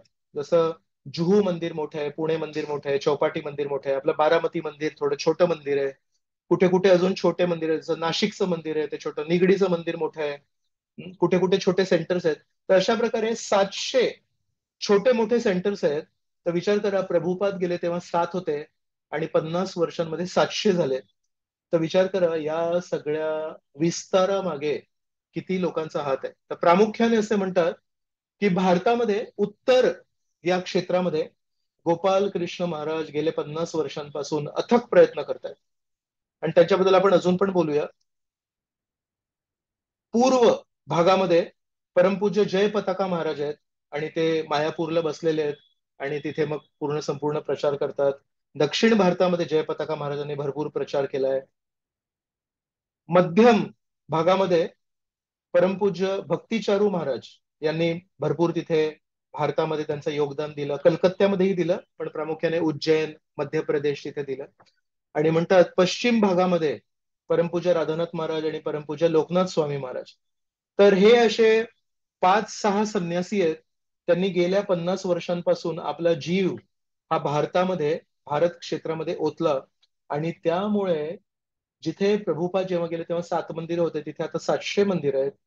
आणि केवळ 700 मंदिरं म्हणजे नावासाठी मंदिरं नाही, ती इतका असा प्रचार होतोय आणि इतके शिष्य आहेत आणि या प्रमाणामध्ये इस्कॉन संस्था वाढत चालली आहे की आता ऍक्च्युली बघितलं तर पाश्चात्य देशांमध्ये थोडंसं आता सिच्युएशन थोडी खाली चालली आहे आणि आता पूर्ण जागतिक स्तरावर इस्कॉन जे आहे त्याचे डोळे आता भारतीय लीडर्सकडे आहेत, की भारतातून आता एक एक लीडर्स हळूहळू पाश्चात्य देशांमध्ये चालले आहेत आणि तिथे मग आता प्रचाराला मदत करतायत. तर म्हणून या 4-5 संन्यासींनी, गुरुबंधूंनी मिळून भारतामध्ये जो प्रचार केलाय तो फक्त भारतासाठी हितकारक नाहीये, तर तो प्रभुपादांची जी इच्छा होती की पूर्ण जगात हरिनाम व्हावं त्यासाठी पण खूप मदतीचं आहे आणि त्याच्यामध्ये खूप मोठा वाटा हा गोपालकृष्ण महाराजांचा आहे. तर गोपालकृष्ण महाराज हे त्यांना जेव्हा दिल्लीमध्ये प्रभुपादांनी सांगितलं की तुम्ही या भागात प्रचार करा, प्रभुपादांनी तर वृंदावनामध्ये प्रचार केला पण दिल्लीमध्ये प्रभुपादांनी प्रचार नाही केला. तर तेव्हा राधा पार्थसारथी हे भगवंत प्रभुपादांनी स्थापित केले तिथे आणि तेव्हा जागा नव्हती. मग तेव्हा एका घराच्या टेरेसवर राधा पार्थसारथी राहायचे. मी अजून त्या एरियामध्ये गेलो नाहीये, पण नवी दिल्लीमध्ये बेंगॉली मार्केट म्हणून एक एरिया आहे. तर त्या बेंगॉली मार्केटमध्ये हे एका घरामध्ये टेरेसवर राहायचे राधा पार्थसारथी. आणि त्यानंतर गोपालकृष्ण महाराजांनी बरेच हेलपाटे घातले गव्हर्नमेंटकडे आणि त्यांना पटवून दिलं की एक मंदिरासाठी आम्हाला जागा द्यायला पाहिजे. आणि आज जर आपण दिल्लीला गेलो तर सगळ्यात मोठं जे मंदिर आहे राधा पार्थसारथी मंदिर ते आहे नेहरू सेंटर आहे. नेहरू सेंटरच्या वर संत नगर म्हणून एक एरिया आहे, तिथे ईस्ट ऑफ कैलाश मंदिर म्हणतात त्याला. खूप मोठं मंदिर आहे आणि त्या प्रोजेक्टचं नाव आहे ग्लोरी ऑफ इंडिया प्रोजेक्ट म्हणून. तर ते ग्लोरी ऑफ इंडिया प्रोजेक्ट ते जे मंदिर सुरू झालं, उद्घाटन झालं ते 1982 मध्ये झालं. तर 1975 पासून 1982 पर्यंत राधा पार्थसारथी एका घराच्या टेरेसवर राहायचे, पण गोपालकृष्ण महाराज त्यांची सेवा करत होते भक्तांसोबत एक टीम बनवून. पण गव्हर्नमेंट ऑफिसेस मध्ये जाऊन त्यांना नेहमी विनंती करायची की आम्हाला जागा द्या. आणि मग शेवटी 1982 मध्ये यांना खूप मोठं भव्य मंदिर उघडलं. गोपालकृष्ण महाराजांच्या अथक प्रयत्नांमुळे हे मंदिर उघडलं. असं ऐकलं की प्रभुपादांनी गोपालकृष्ण महाराजांना सांगितलं की दिल्ली आपली राजधानी आहे, इतकं मोठं शहर आहे, इथे कमीत कमी आपले 18 तरी मंदिरं पाहिजेत. आणि गेल्या महिन्यामध्ये रामनवमीच्या दिवशी रोहिणी हा एक भाग आहे, एरियाचं नाव आहे रोहिणी म्हणून, तिथे गोपालकृष्ण महाराजांनी 18वं मंदिर स्थापित केलं. आणि म्हणतात की या इच्छा पूर्तीसाठी गोपालकृष्ण महाराज थांबले होते. आणि जसं गेल्या महिन्यामध्ये त्यांनी 18वं मंदिर श्रील प्रभुपादांच्या चरणी अर्पित केलं आणि प्रभुपादांची जी इच्छा होती की दिल्लीमध्ये 18 मंदिरं व्हावेत, ती इच्छा पूर्ण केली. एका कार्यक्रमासाठी देहरादून मध्ये गेले होते. तर देहरादूनसाठी जेव्हा त्यांना बोलवलं की तुम्ही कार्यक्रमाला येणार का, तर ते म्हणाले माझं येणं गरजेचं आहे का. तर तेव्हा त्यांनी म्हणाले की महाराज तुमची तब्येत खूप महत्वाची आहे, तुम्ही तब्येतीला प्राधान्य द्या. पण महाराज त्या कार्यक्रमासाठी देहरादूनला गेले, तिथे आजारी पडले आणि मग देहरादून वरून गोलोक वृंदावनाला आपल्याला सर्वांना सोडून गेले. पण महत्वाची गोष्ट ही आहे की त्यांना सांगितलं होतं तुम्ही भारतामध्ये लक्ष द्या. तर गोपालकृष्ण महाराजांनी भारतामध्ये लक्ष दिलं. त्यांना सांगितलं होतं की तुम्ही पुस्तक छपाईवर आणि प्रचारावर लक्ष द्या, ते त्यांनी केलं. आणि त्यांना सांगितलं होतं 18 मंदिरं दिल्लीमध्ये व्हायला पाहिजेत, ते पण त्यांनी केलं. आणि ती सेवा करून गोपालकृष्ण महाराज आपल्या गुरूंची सेवा करण्यासाठी पुढे निघून गेले. दिल्ली सोडून वृंदावनाचं मंदिरच्या देखरेखीसाठी त्यांनी खूप मोठं योगदान दिलंय. त्यांची जी आता शेवटची विल होती, मृत्यूपत्र ज्याला म्हणतात, तर त्याच्यामध्ये त्यांनी लिहिलंय की काही वर्षांपूर्वी माझ्या शिष्यांनी माझ्यासाठी एक घर बांधण्यासाठी वृंदावनामध्ये एक जमीन विकत घेतली आहे. आणि त्यांची अशी इच्छा होती की मी तिथे राहावं म्हणून. पण मी त्यांना कधीच अनुमती दिली नाही माझ्यासाठी घर बांधण्यासाठी. आणि माझ्या आता विल मध्ये मी लिहितोय की माझ्या शिष्यांनी ती जमीन इस्कॉन वृंदावनला देऊन टाकावी. आणि इस्कॉन वृंदावनला त्या जमिनीमध्ये जे काही करायचं ते करू द्यावं. पण माझ्यासाठी वेगळं घर बांधायची गरज नाहीये आणि ती जमीन इस्कॉन वृंदावन. तर आज सकाळी एक कार्यक्रम होता, त्याच्यामध्ये गोपालकृष्ण महाराजांच्या शिष्यांनी इस्कॉन वृंदावन मंदिराच्या मॅनेजमेंटला ती जमीन ऑफिशियली दान दिली. आणि पण देता देता एक विनंती केली त्यांनी की आम्ही बघतो की अनेक वेळा संन्यासी लोक येतात आणि त्यांना राहण्यासाठी योग्य सोय नसते वृंदावनामध्ये. तर इस्कॉन वृंदावन मंदिराला त्यांनी विनंती केली की ही जमीन आम्ही तुम्हाला देतोय, तर आमच्याकडून एक विनंती आहे की जर कोणी संन्यासी, इस्कॉनचे संन्यासी वृंदावनाला येतात तर त्यांना राहण्यासाठी त्यांचं डाएट वेगळं असतं, तर त्यांना कधी कधी हाल होतात. तर कृपया आमच्याकडून एक विनंती आहे की त्या जमिनीवर तुम्ही एक संन्यासींसाठी एक वेगळा आश्रम बांधा, जिथे संन्यासीसाठी जे सिंपल जेवण वगैरे लागतात ते त्यांना मिळेल आणि त्यांची सोय होते. आज गोपालकृष्ण महाराजांच्या आज्ञेनुसार ती जमीन त्यांना परत दिली. तर अशा प्रकारे वृंदावनाला आपण जेव्हा प्रभुपादांनी स्थापित केलं तेव्हा सगळे पाश्चात्य देशातले भक्त होते. अगदी मी म्हणेन 10 वर्षापर्यंत वृंदावनाचं जे मंदिर होतं त्याला अंग्रेज मंदिर म्हणायचे. आणि मथुरेवरून आम्ही जेव्हा रिक्षा पकडायचो यात्रेसाठी जेव्हा जायला, तेव्हा नेहमी आम्हाला बघून ते रिक्षावाले विचारायचे अंग्रेज मंदिर जाना है क्या म्हणून. आज जर तुम्ही वृंदावन मंदिरात गेलात, परिस्थिती पूर्णपणे बदलली आहे. गोपालकृष्ण महाराजांनी इतका प्रचार केलाय दिल्लीमध्ये, जसं मी सांगितलं 18 मंदिरं बांधली आहेत दिल्लीमध्ये. तर हे सगळे भक्त लोक आता वृंदावनाला येतात. आणि आज तेच रिक्षावाले जे 10 वर्षापर्यंत आता वृंदावनाच्या मंदिराला आपल्याला म्हणायचे अंग्रेज मंदिर, ते राधाकृष्ण राधा श्याम सुंदर कृष्ण बलराम मंदिर नाही म्हणायचे, अंग्रेज मंदिर म्हणायचे. आज त्या मंदिरामध्ये दिल्लीच्या पंजाबी किंवा हिंदी बोलणाऱ्या भक्तांची बहुसंख्या आहे. आणि आज त्या मंदिराला कोणी अंग्रेजी मंदिर नाही म्हणत आहे. विचार करा, ही पूर्ण प्रतिमा गोपालकृष्ण महाराजांनी बदलली.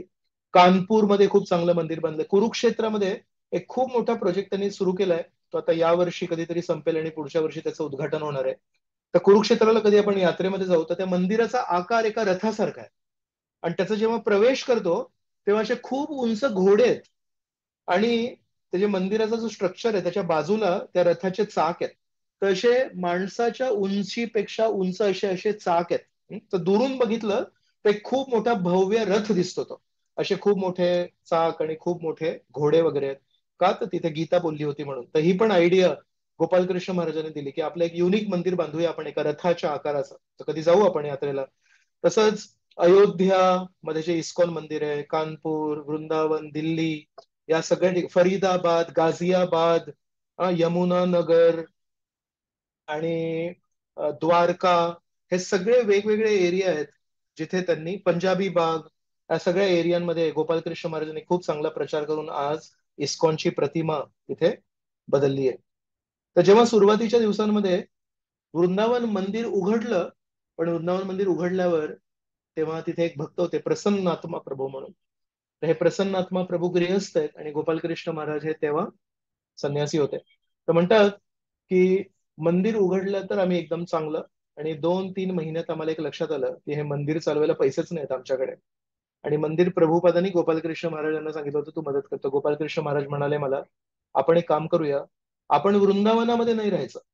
आपल्याला प्रभुपादांनी सांगितलंय की हे मंदिर चालवायचं आहे, तर पैसे कुठून येणार? तर आपण एक काम करूया, वृंदावन मंदिरासाठी वृंदावनामध्ये थोडीच पैसे मिळणार आहेत. वृंदावन मंदिरासाठी आपण प्रवास करूया. तर ते प्रसन्नात्मा प्रभू म्हणतात, 2 महिन्यात आम्हाला लक्षात आलं की हे मंदिर चालवण्यासाठी पैसे नाही आहेत, आणि मी आणि गोपालकृष्ण महाराज आणि अजून एक भक्त होतो, आम्ही दौऱ्यावर निघालो. आग्र्याला कधी गेलो, कधी दिल्लीमध्ये मोठ्या मोठ्या लोकांना भेटायचो, लखनौला गेलो, कानपूरला गेलो. म्हणाले 3 महिने आम्ही केवळ प्रवासच करत होतो. आम्हाला पण खूप छान वाटत होतं की आम्ही वृंदावनात राहू, भक्ती करू. पण आम्हाला एक लक्षात आलं की तिथल्या भक्तांना खायला प्यायला जर पैसे लागतील तर आपल्याला फंड कलेक्शन करायला लागेल. म्हणतात 3 महिने आम्ही केवळ फंड कलेक्शन करत होतो आणि कुठला तरी काहीतरी ओळख काढायचो आणि त्यांच्या घरी जाऊन राहायचो. आणि म्हणाले एकदा असंच एका लाईफ मेंबरच्या घरी जाऊन राहिलो होतो आणि त्यांच्याकडे सामान ठेवलं आणि दिवसभर मग आम्ही फंड कलेक्शन करत होतो. आणि फंड कलेक्शन करत करत संध्याकाळी जेव्हा आलो थकून, तेव्हा आमचं सगळे जे सुटकेस वगैरे होते त्या लाईफ मेंबरनी घराबाहेर ठेवले होते. मग आम्ही विचारलं काय झालं, काय चूक झाली का? ते म्हणाले नाही, आमच्याकडे एकच एक्स्ट्रा कमरा आहे आणि आज आमच्याकडे आमचेच पाहुणे आले तर तुम्हाला राहायला जागा नाहीये. तर म्हणाले ऍक्च्युली आम्ही दिवसभर कुठे काही खाल्लं पण नव्हतं, कारण संन्यासी आणि ब्रह्मचारी बाहेर कुठे खाणार, आणि आम्हाला वाटलं होतं काहीतरी खायला मिळेल, तर आमचं सामान पण बाहेर होतं.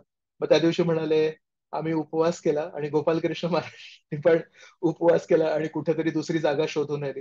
सो बेसिकली आज आपल्याला कळतंय एक एक काय काय घटना झाल्या आहेत, पण प्रचारामध्ये प्रचारकासोबत काय काय होतं ते त्यालाच माहिती असतं. तर आज ही गोष्ट जेव्हा गोपालकृष्ण महाराज आपल्याला सोडून गेले तेव्हा ते प्रसन्नात्मा प्रभू सांगते इतके वर्ष कोणाला माहिती नव्हती ही गोष्ट. तशा प्रकारे 2-3 महिने खूप प्रवास करून त्यांनी फंड्स कलेक्शन केलं आणि त्या त्या मग पैशांवर वृंदावनाचं मंदिर पुढे चालत राहिलं. त्यांच्याबद्दल जेव्हा त्यांचे गुरुबंधू वर्णन करतायत तेव्हा सगळेजण म्हणतात अत्यंत कष्टाळू. म्हणाले नेहमी कष्ट करायचे आणि नेहमी आपल्या शिष्यांना सांगायचे श्रीकृष्णांसाठी मेहनत करायला शिका. श्रीकृष्णांसाठी आपण कधीही आळस नाही करायला पाहिजे. आणि आता पण शेवटच्या क्षणी पण सगळे त्यांचे शिष्य म्हणतायत की म्हणजे 1-2 आठवड्यापर्यंत आतापर्यंत त्यांची तब्येत इतकी खराब झाली होती, पण म्हणाले नेहमी म्हणायचे मला प्रचार करता करता वीर गती स्वीकारायची आहे.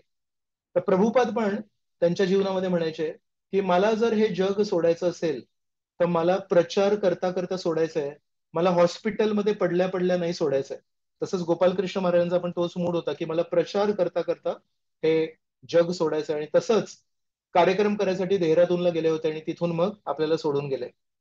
तसं म्हणतात की प्रभुपदांच्या भारतीय त्यांच्या शिष्यांकडून 3 महत्वाच्या इच्छा होत्या.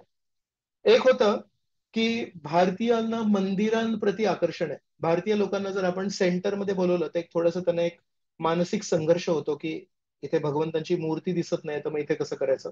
तर प्रभुपादांनी सांगितलं होतं की भारतामध्ये तरी आपल्याला चांगली मंदिरं लागतील जेणेकरून लोक आकर्षित होतील, आणि मग त्यांना तिथे मंदिरात आल्यावर आपण प्रचार करू शकतो, हरिनाम देऊ शकतो. दुसरी गोष्ट म्हणाले की भारतीयांना पुस्तक वाचायची खूप इच्छा आहे, त्याच्यामुळे भागवतम, भगवद्गीता याचा आपण खूप भारतीय भाषांमध्ये छपाई करायला पाहिजे आणि वितरण करायला पाहिजे. आणि म्हणाले की आपले भरपूर भारतीय भक्त पण पाहिजेत. तर सर्व त्यांचे जे गुरुबंधू आहेत त्यांचं असं म्हणणं आहे की या तिन्ही क्षेत्रांमध्ये जितका प्रचार गोपालकृष्ण महाराजांनी भारतामध्ये केला तितका कुठल्याच इतर शिष्यांनी नाही केला. तर म्हणतात मंदिर बांधण्यामध्ये गोपालकृष्ण महाराज हे सगळ्यात पुढे आहेत भारतामध्ये, इतके मंदिर कोणीच नाही बांधले. मग म्हणाले पुस्तक वितरणामध्ये तर त्यांचा हात कोणीच पकडू शकत नाही. एकाच ठिकाणी बसून पुस्तक पुस्तक पुस्तक करायचे. दरवर्षी पूर्ण जागतिक स्तरावर इस्कॉन मध्ये नंबर 1 कुठलं मंदिर येतं? East of Kailash. Number 1 east of Kailash येतात. नंबर 2 मायापूर. आणि मायापूर काय येतं? कारण ते लोक कधी कधी 12 बस पार्टी पाठवतात. विचार करा, 12 बसेस ब्रह्मचारी भरून बंगालच्या वेगवेगळ्या क्षेत्रांमध्ये फिरतात, तेव्हा जागतिक स्तरावर नंबर 2 येतात. पण तीच गोष्ट नंबर 1 गोपालकृष्ण महाराज दिल्लीमध्ये डिसेंबर महिन्यामध्ये जर तुम्ही गेले, प्रत्येक ट्रॅफिकच्या सिग्नलवर तुम्हाला पुस्तक वितरण करताना लोक भेटणार आणि म्हणाल पुस्तकं घ्या, पुस्तकं घ्या. तर अशा प्रकारे पुस्तक वितरणामध्ये पण गोपालकृष्ण महाराज पुढे आहेत. आणि म्हणतात शिष्य त्यांचे किती आहेत, तर म्हणतात भारतामध्ये सर्वाधिक शिष्य कदाचित कदाचित परमपूज्य जयपताका स्वामी महाराजांचे असतील, आणि नंबर 2 जर कोणी असतील तर ते आहेत गोपालकृष्ण महाराज. तशा प्रकारे भारताच्या इस्कॉनच्या प्रगतीमध्ये गोपालकृष्ण महाराजांचा खूप मोठा वाटा आहे. मग त्यांना जेव्हा रशियामध्ये पाठवलं, तेव्हा रशियाचा एक भाग आहे उझबेकिस्तान, कझाकिस्तान म्हणून. हा प्रामुख्याने हिंदू धर्माचा पण नाही आणि ख्रिश्चन धर्माचा पण नाही आहे, हा वेगळ्या धर्माचा आहे. आणि तो जो धर्म आहे हा दुसऱ्या धर्मांना जगू देत नाही.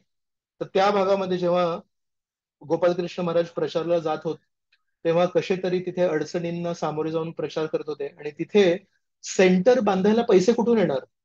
तर गोपालकृष्ण महाराज इतर क्षेत्रांमध्ये जेव्हा प्रचार करायचे आणि त्यांना त्यांच्या शिष्यांकडून जी दक्षिणा मिळायची, ती दक्षिणा गोपालकृष्ण महाराजांनी कझाकिस्तान आणि उझबेकिस्तानमध्ये त्यांनी दिली तिथे, आणि त्यांच्या त्या दक्षिणेने इस्कॉनचे छोटे छोटे जे काही सेंटर्स बांधले ते गोपालकृष्ण महाराजांच्या दक्षिणेतून आले.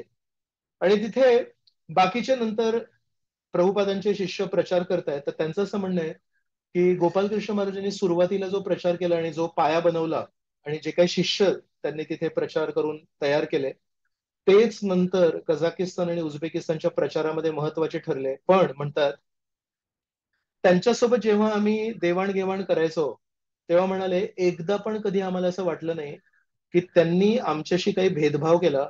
त्यांनी कधी आमच्याशी अशी वागणूक नाही केली की आमचे गुरु तर गोपालकृष्ण महाराज आहेत आणि तुम्ही दुसरे कोणतरी आहात. तर असं कधी वागणुकीमध्ये जाणवलं नाही. तर म्हणाले गोपालकृष्ण महाराजांच्या शिष्यांमध्ये नेहमी एक दिसतं की ते इतर गुरूंप्रती पण तेवढीच निष्ठा ठेवतात. ते कधी इतर गुरूंप्रती भेदभाव नाही करत म्हणून. तसं त्या कझाकिस्तान आणि उझबेकिस्तानमध्ये जे प्रचार करतात त्यांचं नाव आहे भक्ती भृंग गोविंद महाराज. तर भक्ती भृंग गोविंद महाराजांचा हा अनुभव आहे. म्हणतात उलट गोपालकृष्ण महाराजांचे शिष्य जेव्हा पण माझी सेवा करायचे किंवा मी काहीतरी सांगायचो की आपल्याला प्रचार असा करायचा आणि तसा करायचा आहे, तर नेहमी आनंदाने स्वीकार करायचे आणि मला कधीच हे जाणवलं नाही की ते गोपालकृष्ण महाराज जे दुसऱ्या कोणा व्यक्तीचे शिष्य आहेत. तर अशा प्रकारे गोपालकृष्ण महाराजांनी खूप चांगले संस्कार आपल्या शिष्यांना पण दिलेत. या दरम्यान एकदा कधीतरी भक्ती भृंग गोविंद महाराज आता गेल्या 2-3 महिन्यापूर्वी गोपालकृष्ण महाराजांना जेव्हा भेटले होते, तेव्हा त्यांना सांगत होते की महाराज तुमच्यामुळे कझाकिस्तान आणि उझबेकिस्तानमध्ये आज खूप चांगला प्रचार होतोय, तर तुम्हाला ते श्रेय जातं. तेव्हा गोपालकृष्ण महाराज थोडे गहिवरले आणि म्हणाले की तुला अजून एक मी गोष्ट सांगतो माझ्याबद्दलची. आणि म्हणाले मी 50 वर्षांपासून जीबीसी मध्ये आहे. तर जीबीसी म्हणजे मॅनेजमेंट बॉडी, आणि कुठल्याही जागेचं आपल्याला जर व्यवस्थापन करायचं असेल, नियोजन करायचं असेल, तर बेसिकली बऱ्याच अडचणींना सामोरे जायला लागतं, बराच स्ट्रेस असतो किंवा बरेच समस्या असतात, बरेच संघर्ष असतात. तर समजा एका मंदिराला सांभाळायला संघर्ष आहेत, तर विचार करा एक पूर्ण झोन सांभाळायला किती संघर्ष आहेत. आणि तशा सेवेमध्ये गोपालकृष्ण महाराज 50 वर्षांपासून आहेत. म्हणजे या 50 वर्षांमध्ये गोपालकृष्ण महाराजांनी किती संघर्ष आणि किती स्ट्रेस आणि किती अडचणींना सामोरे दिलं असेल, पण एकदा पण कधी बोलले नाही की मला जीबीसी मधून तुम्ही सेवा निवृत्त करा. का? तर म्हणाले प्रभुपादांनी मला 1975 मध्ये सांगितलं की तू जीबीसी मध्ये हो आणि भारताची काळजी घे. तर म्हणाले प्रभुपादांची इच्छा होती. तर प्रभुपादांच्या त्या एका शब्दाला मान देऊन अनेक अनेक संघर्ष आणि अनेक अनेक कठीण परिस्थितींना गोपालकृष्ण महाराज हे सामोरे गेले. आता मागच्या वेळेस जेव्हा जीबीसी मीटिंग्स होते, तेव्हा नवी दिल्लीला पण त्यातल्या काहीतरी मीटिंग्स होत्या. तर गौरांग प्रभू सांगत होते की गोविंदाज रेस्टॉरंट जे आहे, मोठं मंदिर आहे तर मोठं गोविंदाज रेस्टॉरंट आहे, तिथे सगळ्या जीबीसी संन्यासींचा वगैरे प्रसाद ठेवला होता. आणि गौरांग प्रभू थोडं मॅनेजमेंट करत होते त्याचं. तर मग त्या सगळ्यांना भेटण्यासाठी गोपालकृष्ण महाराज पण आले. आता ते गोपालकृष्ण महाराजांचंच मंदिर आहे आणि तिथे त्यांनी या सगळ्यांना बोलवलंय. पण ते जेव्हा भेटायला आले, तेव्हा गौरांग प्रभू म्हणाले, मी त्यांना म्हटलं स्वागतम महाराज, या थोडा प्रसाद घ्या तुम्ही. तर तेव्हा गोपालकृष्ण महाराज म्हणाले की मी 1971 पासून अनेक अनेक गोविंदाज रेस्टॉरंटचं उद्घाटन केलंय, पण म्हणाले मी आजपर्यंत एकाही गोविंदाज रेस्टॉरंटमध्ये कधी खाल्लं नाहीये. मग तेव्हा गौरांग प्रभूंना लक्षात आलं की हे 50 वर्षांपासून एकदाही इस्कॉनच्या गोविंदाज रेस्टॉरंटमध्ये पण खात नाहीत. बेसिकली गोपालकृष्ण महाराज हे नेहमी सिंपल प्रसाद खायचे, जरी एवढ्या मोठ्या स्तरावर जीबीसी आहेत तरी. तर त्यांच्या वैयक्तिक, त्यांची जी पर्सनॅलिटी आहे त्याच्याबद्दल त्यांच्या बाकीच्या सगळ्या गुरुबंधूंनी आणि त्यांच्यासोबतच्या भक्तांनी जे काही सांगितलंय त्याच्या काही गोष्टी आहेत या. तर म्हणतात कधीही आपल्याला कुठलीही समस्या असू दे, म्हणतात सगळ्यात विश्वासू व्यक्ती म्हणजे गोपालकृष्ण महाराज. मोठे मोठे जीबीसी असतील, त्यांना पण जेव्हा काही प्रश्न येतात तेव्हा ते गोपालकृष्ण महाराजांकडे जायचे आणि म्हणायचे याला कसं आपण सोडवायचं. एक भक्त म्हणतात तुम्ही नवीन भक्त असू दे, तुम्ही जुने भक्त असू दे, तुम्ही संन्यासी असू दे, तुम्ही गृहस्थ असू दे, तुम्ही ब्रह्मचारी असू दे, तुम्ही अभक्त असू दे, किंवा तुम्ही खूप मोठे डोनर असू दे, तुम्ही कोणी असू दे, जर तुम्ही मंदिरात बसलेले आहात आणि समोरून गोपालकृष्ण महाराज चाललेत आणि गोपालकृष्ण महाराजांनी जर तुम्हाला बघितलं, गोपालकृष्ण महाराज तुमच्या जवळ येणार, तुम्हाला दोन शब्द तरी बोलणार आणि मग निघून जाणार. एवढे मायाळू व्यक्ती आणि एवढ्या कोमळ हृदयाचे म्हणतात आजपर्यंत मी कधी कोणाला बघितलं नाही. आणि नंद दुलाल दास या व्यक्तीच्या वैयक्तिक जीवनामध्ये पण एकदा, हे कधीची गोष्ट आहे, 2000 किंवा 2001 ची गोष्ट आहे. तेव्हा मी आश्रमातही नव्हतो. माझ्या बहिणीला तेव्हा इंजिनिअरिंगची परीक्षा होती आणि जुहू मंदिराच्या जवळ तिचं सेंटर होतं आणि त्या दिवशी मुंबईमध्ये अतिवृष्टी झाली होती आणि अतिवृष्टीमुळे ट्रेन सगळ्या बंद होतात मुंबईमध्ये कधी कधी, लोकल ट्रेन. तर मग आता काय करायचं, मग बहिणीला त्या परीक्षेसाठी मी सोडायला गेलो होतो कारनी. मग आता सोडलं तिला, मग आता थोडं काय करायचं, 4 तास आहेत त्या परीक्षेसाठी. मग 4 तास काय करायचं, तर मी जुहू मंदिरात गेलो आणि तिथे जप करत होतो. तर तेव्हा अजूनही मला आठवतं, मी कोणी नाहीये, मी एक साधारण मुलगा आहे. गोपालकृष्ण महाराज असे तिथून खाली आले आणि असे समोरून जात होते. मग जाताना त्यांनी मला बघितलं, मी चुपचाप एकटा जप करत होतो. दुपारची वेळ ही 11 वगैरे वाजता मी पोहोचलो तिकडे आणि दुपारी 2 पर्यंत ती परीक्षा होती. तर तिथे करत होतो. मग अर्ध्या पाऊण तासांनी परत आले. मग परत आले तेव्हा असे जात होते. मग त्यांनी असं वळून बघितलं तर मी तिथे अजूनही बसून जप करत होतो. मग थांबले आणि मला अजूनही आठवतंय, वळले आणि माझ्यापर्यंत आले आणि म्हणाले, हो मी तुला बघितलं, गेल्या तू 1 तासापासून इथे बसून जप करतोयस, तू कुठून आलायस? मग नाव, मग मी त्याला सांगितलं मी चौपाटी मंदिराशी कनेक्टेड आहे आणि आज बहिणीची इथे परीक्षा आहे त्याच्यामुळे मी सोडायला आलो होतो आणि इथे जप करतोय. म्हणाले व्हेरी गुड व्हेरी गुड, आणि मला आशीर्वाद देऊन गेले. तर मला आज जेव्हा मी हे विचार करत होतो की कुठल्याही व्यक्तीजवळ जाणार, भेटणार, त्याचा पुरावा, मग मला अचानक आठवलं की अनेक अनेक वर्षांपूर्वी काहीही संबंध नसताना एका अनोळखी मुलाला पण त्यांनी 2 मिनिटं अगदी रस्ता बदलून माझ्यापर्यंत आले आणि मला प्रोत्साहन दिलं होतं.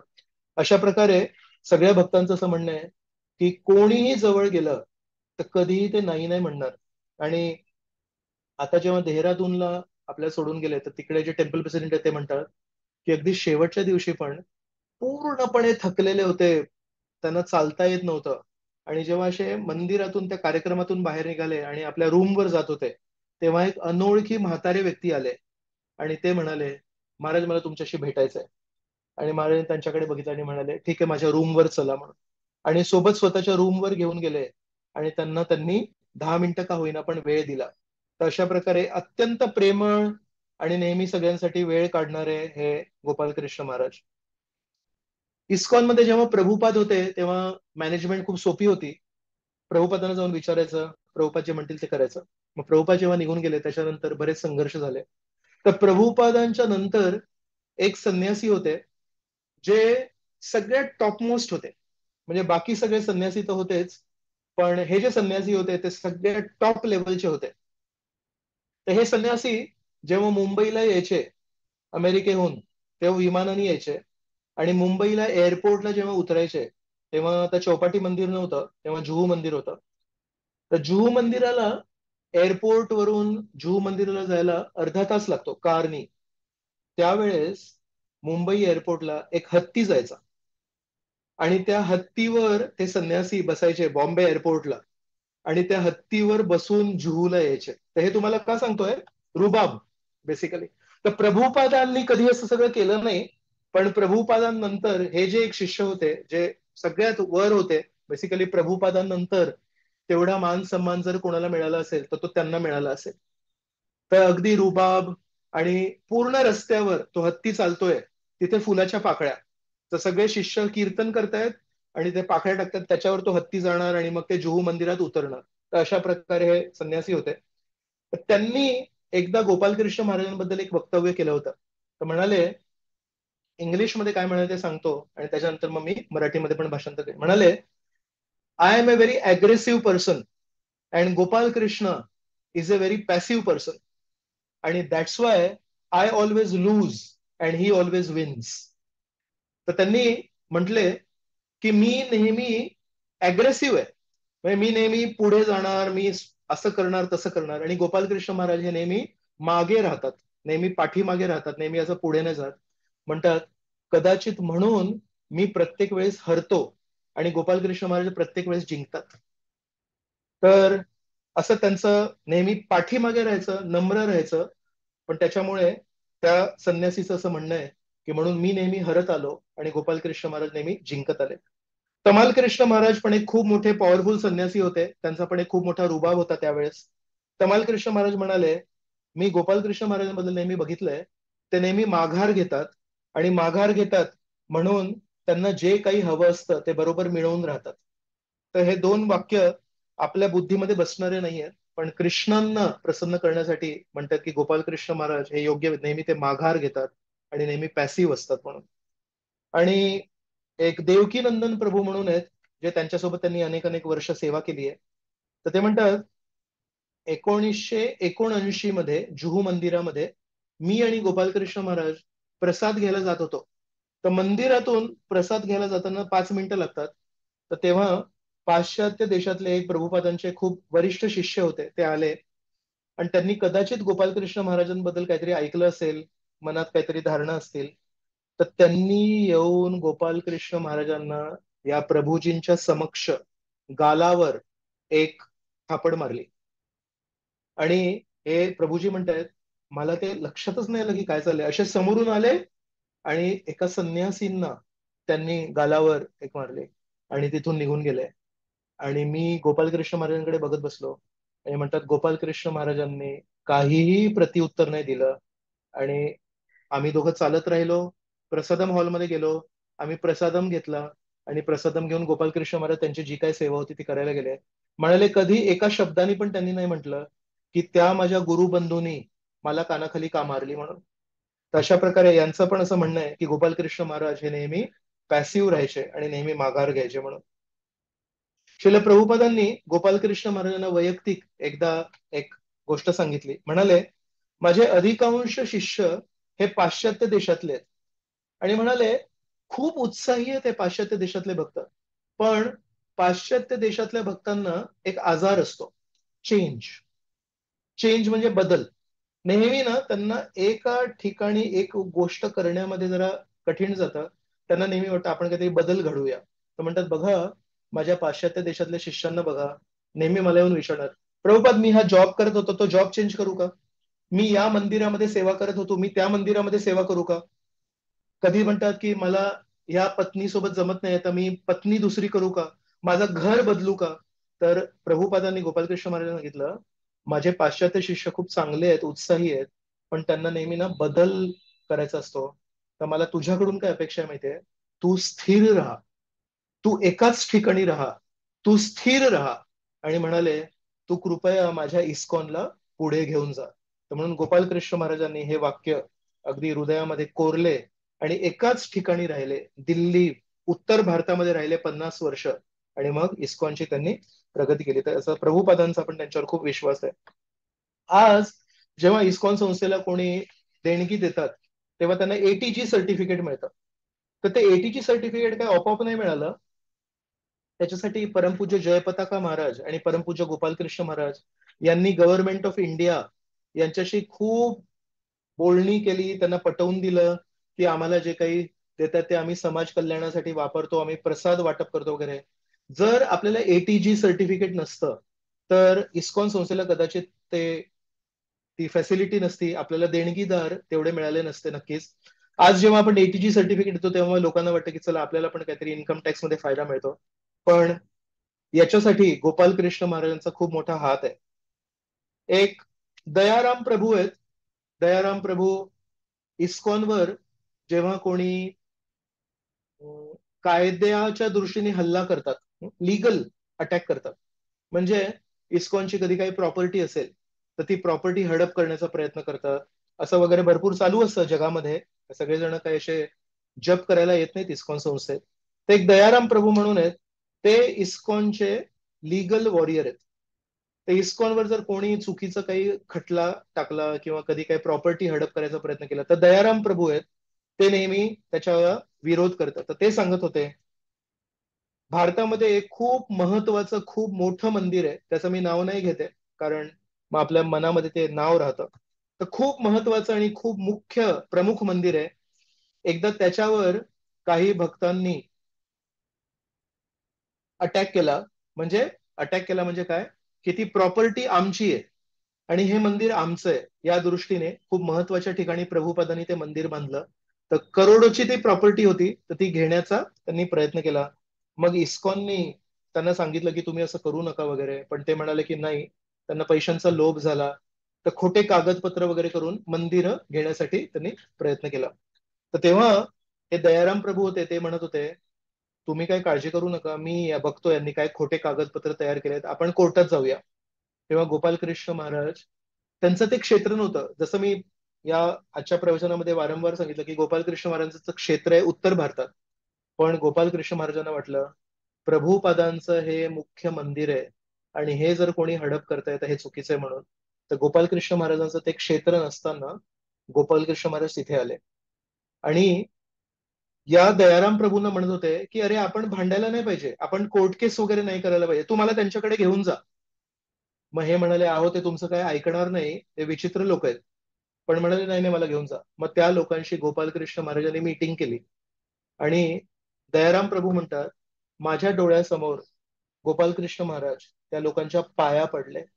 म्हणाले की हे प्रभुपादांचं मंदिर आहे, तुम्ही हडप करू नका, तुम्हाला काय पाहिजे असेल तर सांगा, पण हे मंदिर प्रभुपादांचं आहे, ते प्रभुपादांकडून घेऊ नका. तर त्यांनी गोपालकृष्ण महाराजांचं पण ऐकलं नाही. मग तेव्हा दयाराम प्रभूंनी गोपालकृष्ण महाराजांना सांगितलं महाराज तुम्ही कोणासमोर पाया पडताय, हे योग्य व्यक्ती नाहीये तुम्ही पाया पडण्यासाठी. तुम्ही मला संधी द्या, मी कोर्ट केस करतो आणि बरोबर यांना कोर्टात बघतो. तेव्हा नाईलाजाने मग गोपालकृष्ण महाराजांना पण लक्षात आलं की हे लोक काही ऐकणाऱ्यांमध्ये नाही. मग कोर्टामध्ये गेली केस आणि एक असा जेव्हा टप्पा आला की त्या टप्प्यामध्ये इस्कॉनची विजय झाला, जिंकलो आपण. पण ते 6 महिन्यासाठी होतं, ते इंटरिम त्याला म्हणतात. तर 6 महिन्यासाठी त्यांनी म्हटलं की ठीक आहे तुम्ही आता या मंदिराच्या कब्जामध्ये आहात.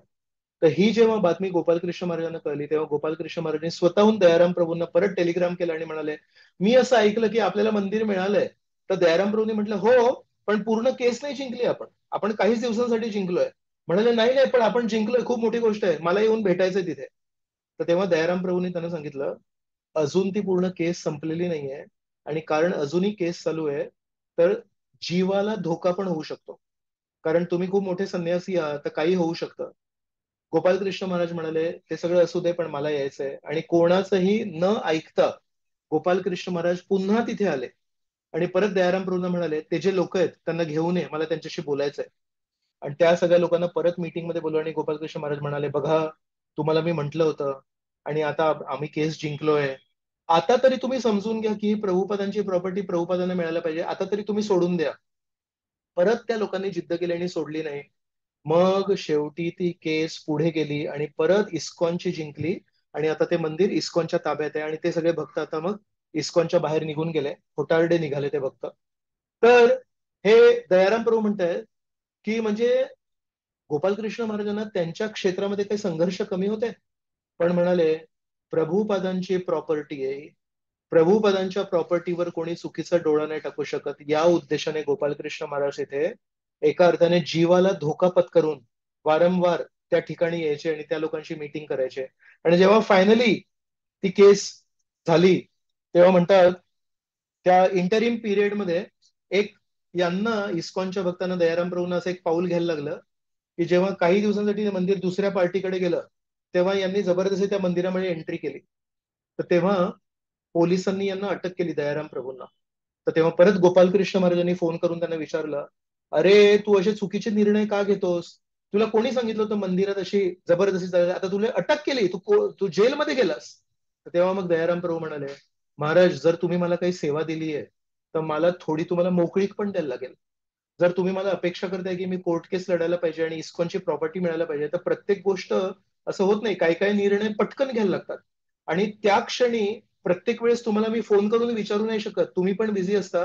तर त्या क्षणी ऐन वेळी मला तो निर्णय घ्यायला लागला आणि माझं बुद्धी वापरून मी तो निर्णय घेतला. आणि कदाचित तो निर्णय बरोबर नसेल, पण मॅनेजमेंटमध्ये असं प्रत्येक गोष्ट त्यावेळी काय परिस्थिती असते माहिती नसते आपल्याला, म्हणून त्यावेळेस ते निर्णय घ्यायला लागतात.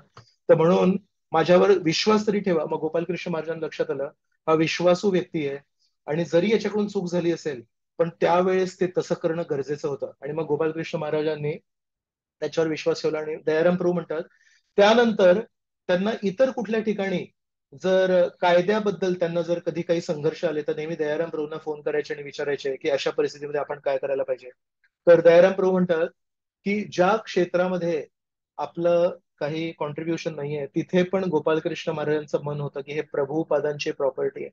मग दयाराम प्रभू म्हणतात, अजून एक दक्षिण भारतामध्ये एक खूप महत्वाचं आपलं मंदिर आहे, जे सध्या काही इतर लोकांनी इस्कॉन पासून हडपून घेतलंय.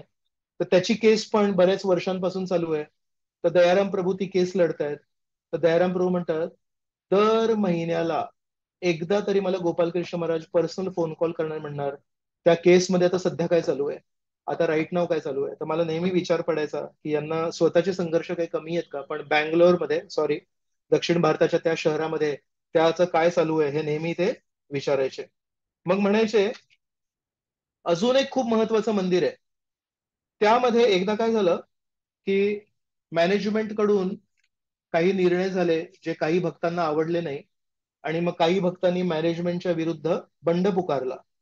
आणि मग ती जी केस आहे ती खूप वरपर्यंत गेली. मग जीबीसी मध्ये डिस्कशन झालं. मग जीबीसीनी सांगितलं की जे काही मॅनेजमेंटचा डिसिजन आहे तो बरोबर आहे आणि ज्यांनी बंड पुकारला होता ते चुकीचे आहेत म्हणून. मग आता त्याला निस्तरायचं आहे आता. तर मग हा जो आता डिसिजन आला जीबीसी कडून, तो आता इम्प्लिमेंट करायचा आहे. तर दयाराम प्रभू म्हणतात, मला बोलवलं मग तिथे की आता ही कठीण परिस्थिती आता इम्प्लिमेंट करायचं. तर मी म्हणतोय, निर्णय ज्यांनी घेतला ते सगळे निर्णय दिला त्यांनी आणि निघून गेले आणि इम्प्लिमेंट करायला मला सांगितलं. मग तेव्हा मी विचार करत होतो, हे इम्प्लिमेंट कसं करायचं, हे बंड पुकारणारे लोक ऐकणार थोडीच आहेत मॅनेजमेंटचं, हे तर अजूनही म्हणतात की मॅनेजमेंट चुकीची आहे म्हणून. मग म्हणाले, तेव्हा माझ्यासोबत कोणीही नव्हतं. म्हणतात, तेव्हा पण गोपालकृष्ण महाराज आले. आणि गोपालकृष्ण महाराजांचं ते क्षेत्र नव्हतं, पण म्हणाले, गोपालकृष्ण महाराज मला येऊन म्हणाले, मी तुझ्यासोबत आहे, आपण मीटिंग्स करू. आणि म्हणाले, दिवसभरामध्ये आम्ही 2-2, 3-3 तासाच्या मीटिंग्स घेतल्या. कधी यांच्यासोबत, कधी त्यांच्यासोबत, कधी त्यांच्यासोबत, कधी त्यांच्यासोबत. आणि असं करत करत म्हणाले, 2 महिने लागले. 2 महिने गोपालकृष्ण महाराज माझ्यासोबत त्याच ठिकाणी राहिले. आणि दिवसभर आम्ही नुसतं मीटिंगा करायचो. आणि 2 महिन्यानंतर जेव्हा सगळं निस्तरलं, तेव्हा एक दिवशी मला म्हणाले, सगळं काही निस्तरलं का, आता तुला सेफ वाटतंय का, तुला सुरक्षित वाटतंय का, तुला वाटतं का मी आता गेलो तर चालेल का. अशा प्रकारे गोपालकृष्ण महाराजांनी माझी परवानगी विचारली. आणि जेव्हा मी म्हणालो की हो महाराज, सगळं काही आता स्थिर स्थावर झालंय, आता सगळं शांत झालंय, तेव्हा गोपालकृष्ण महाराज त्या ठिकाणहून 2 महिने स्वतःचा वेळ देऊन निघून गेले. तर दयाराम प्रभूंनी अशा बऱ्याच प्रकारे कोर्ट केसेस हँडल केलेत. तर म्हणाले, अशा 3 ठिकाणी मी बघितलंय, गोपालकृष्ण महाराजांचं तिथे कर्तव्य नव्हतं, पण प्रभुपादांची प्रॉपर्टी आहे म्हणून त्यांचं कर्तव्य होतं आणि तिथे त्यांनी जीव स्वतःचा ओतला. आणि तेव्हा दयाराम प्रभू म्हणत होते की अशा प्रकारे इस्कॉनच्या प्रत्येक लीडरला मी विनंती करतोय, आपल्याला अशा जबाबदारीने वागायला लागेल की ही प्रभुपादांची प्रॉपर्टी आहे, प्रभुपादांचे पैसे आहेत, प्रभुपादांचं घर आहे, याला जर कोणी लुटत असेल, याला जर कोणी रिकामं करत असेल, तर आपल्याला ते जळायला पाहिजे म्हणून. तर दयाराम प्रभू म्हणतोय, गोपालकृष्ण महाराजांमध्ये मी नेहमी ते बघितलं. आणि म्हणाले की मला कधी कधी या कोर्ट केस वगैरे लढायला ना, मोठे मोठे लॉयर आपल्याला नियुक्त करायला लागतात, त्यांचा कधी कधी गायडन्स घ्यायला लागतो. आणि मोठे मोठे लॉयर्सला भेटणं हे खूप खर्चिक काम असतं.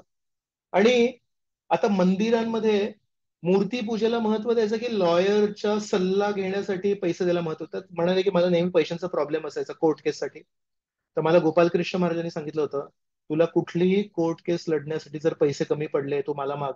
आणि म्हणाले, मला जेव्हा पण पैसे कमी पडायचे मी गोपालकृष्ण महाराजांना मागायचो आणि गोपालकृष्ण महाराजांनी मला पैसे दिले. तर बेसिकली उत्तर भारतामध्ये हे कधीच खटले काही झाले नाही, पूर्ण भारतामध्ये इतर ठिकाणी झाले. आणि त्यांचे पैसे गोपालकृष्ण महाराज त्यांना द्यायचे. आणि गोपालकृष्ण महाराजांच्या पैशांनी हे सगळे कोर्ट केस चालू आहेत. आणि ते कोर्ट केस लढून मग ती प्रॉपर्टी आता इस्कॉनकडे आलेली आहे. तर अशा प्रकारे गोपालकृष्ण महाराजांचं नेहमी प्रभुपादांप्रती आस्था आहे. आणि दिल्ली हे वृंदावनापासून खूप जवळ आहे. मला आठवतंय आता जस्ट मागच्या रविवारी जेव्हा आपण श्रीमद भागवताचं प्रवचनाची सुरुवात केली, तेव्हा मला वाटतं पवित्र लीला माताजींनी एक प्रश्न विचारला की आजकाल युट्यूबवर बरेच लोक बऱ्याच इतर लोकांचे पण प्रवचन ऐकतात जे गौडीय वैष्णव परंपरेत नाही आहेत. तर अशा प्रवचनांना ऐकून आपल्यामध्ये काही बदल होऊ शकतात का? आणि त्या प्रश्नाला अनुसरून मी एक उत्तराचा प्रयत्न केला. तर आपण कसे पश्चिम भारतात आहोत, आपण वृंदावनापासून दूर आहोत, आता सध्या युट्यूबमुळे जवळ आहोत, पण इतके वर्ष आपण सेफ होतो. आपल्याकडे फक्त प्रभुपादांचीच पुस्तकं होती. पण दिल्लीमध्ये वृंदावनचे साधू बराच प्रवास करतात आणि बरेच दिल्लीचे लोक सॅटर्डे संडेला वृंदावन जातात. जसं बारामतीचे काही काही लोक, मी माहिती आहे मला, शनिवारी रविवारी पंढरपूरला जातात. तसं दिल्लीचे काही लोक वृंदावनाला जातात. आणि मग वृंदावनाचे जे मोठे मोठे साधू संत आहेत, जे कधी कधी गुरु शिष्य परंपरेला अनुसरून बोलत नाहीत, त्यांच्या वक्तव्याने इम्प्रेस होतात, त्यांची पुस्तकं वगैरे, ऍक्च्युली त्यांना आश्रय आणि त्यांना मार्गदर्शन दिले इस्कॉननी, प्रभुपादांनी. पण कधी कधी असं वाटतं की प्रभुपादांचे लेक्चर्स किंवा प्रभुपादांचे जे अनुयायी आहेत त्यांचे लेक्चर्स आहेत ना, थोडेसे ड्राय वाटतात लोकांना. त्याच्यामध्ये रस नसतो. म्हणजे असंख्य गोष्टी सांगायला पाहिजेत. आणि प्रभुपादांचे जर लेक्चर बघितले तर प्रभुपाद फिलॉसॉफीवर जास्ती भर द्यायचे. म्हणून इव्हन राधानाथ महाराजांचे लेक्चर्स मी बघतो तर बऱ्यापैकी ते फिलॉसॉफी सांगतात.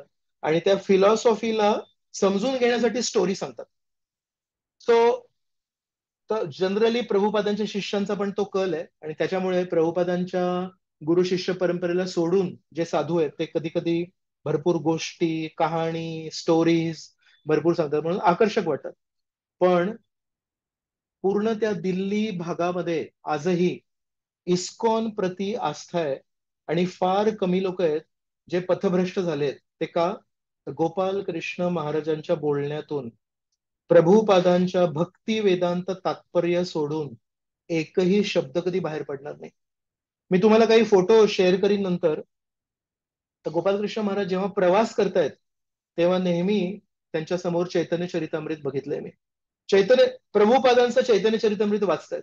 विचार करा, 50 वर्षांपासून प्रचार करतायत पण तरीही प्रभुपादांची पुस्तकं यांनी सोडली नाहीयेत. तर मी एक नेहमी बघतो की ज्यांनी ज्यांनी प्रभुपादांची पुस्तकं सोडली नाहीयेत, ज्यांनी ज्यांनी प्रभुपादांना सोडले नाहीत, ते बरोबर टिकून राहतात. आणि ज्यांनी ज्यांनी इकडे तिकडे कुठे कुठे रस शोधण्यासाठी प्रयत्न केलाय त्यांना अडचणी आल्यात. आणि गोपालकृष्ण महाराजांनी शेवटची जी विल दिली त्या विल मध्ये पण त्यांनी सांगितलंय, मी ती दाखवणार आहे स्क्रीनवर. तर त्याच्यामध्ये पण त्यांनी सांगितलंय, प्रभुपादांच्या पुस्तकांना सोडून इकडे तिकडे काहीही शोधू नका. प्रभुपादांच्या पुस्तकांना सोडून काहीही नाहीये. आणि जे काही आहे ते महत्वाचं नाहीये. तर गोपालकृष्ण महाराज हे नेहमी वारंवार हे सांगतायत आपल्याला. एकदा तिरुपतीला गेले होते. आणि तिरुपतीला जाऊन गोपालकृष्ण महाराजांचा अजून एक गुण होता की जिथे कुठे असतील मंदिरामध्ये तिथे मंगल आरतीला ऑल्टरमध्ये असतील. फक्त मंगल आरती अटेंड नाही करणार, तर मंगल आरती करणार, पूजा करणार. तर म्हणून तिरुपतीला मीटिंगसाठी गेले होते. तर आता तिकडे जे टेम्पल प्रेसिडेंट रेवती रमण प्रभू, त्यांना वाटलं की आज इथे पण आता गोपालकृष्ण महाराज येणार, तर आलेच नाही.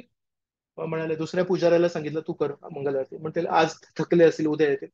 असे 3 दिवस गोपालकृष्ण महाराज आले नाही. मग रेवती रमण प्रभूंना म्हटलं असं कसं काय शक्य आहे, गोपालकृष्ण महाराज तर प्रत्येक मंदिरामध्ये तिथे पोहोचतात, आरती करायची आहे मला मंगल आरती म्हणून, आज अशी कसे काय?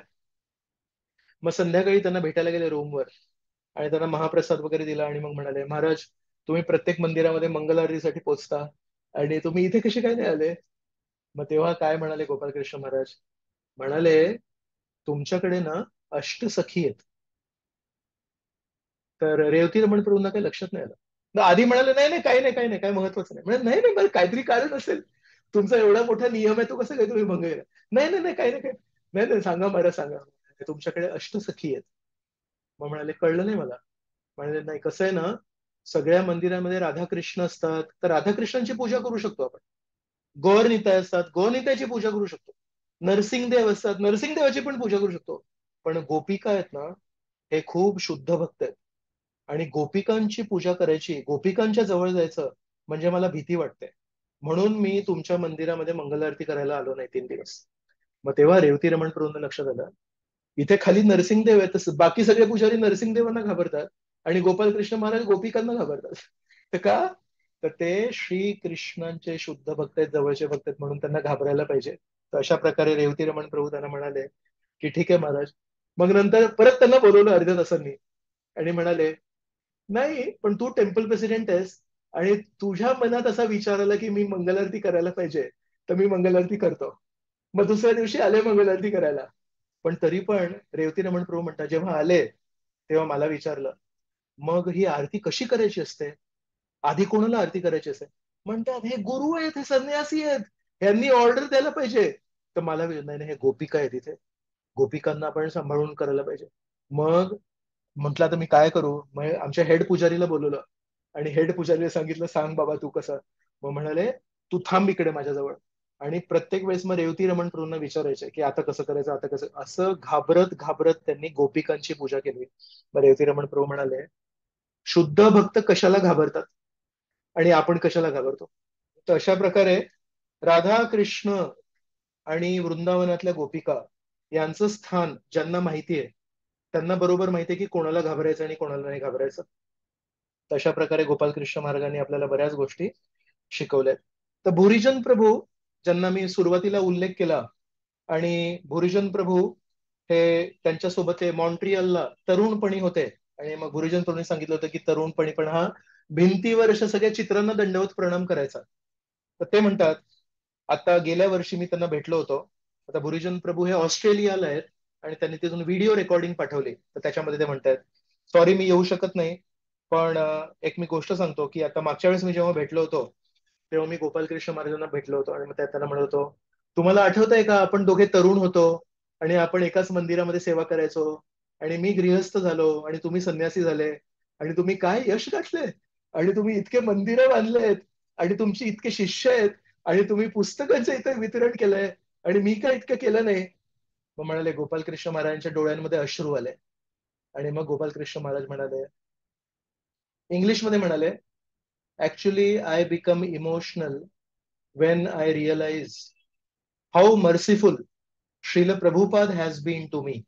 मराठीमध्ये म्हणाले, बरोबर आहे, ऍक्च्युली माझ्या डोळ्यामध्ये अश्रू आले, कारण मला हे सगळं तुम्ही जेव्हा सांगितलं तेव्हा एक लक्षात आलं की प्रभुपादांनी माझ्यावर अमाप कृपा केली आहे आणि प्रभुपादांच्या कृपेमुळे मी या मोठ्या मोठ्या गोष्टी करू शकलोय.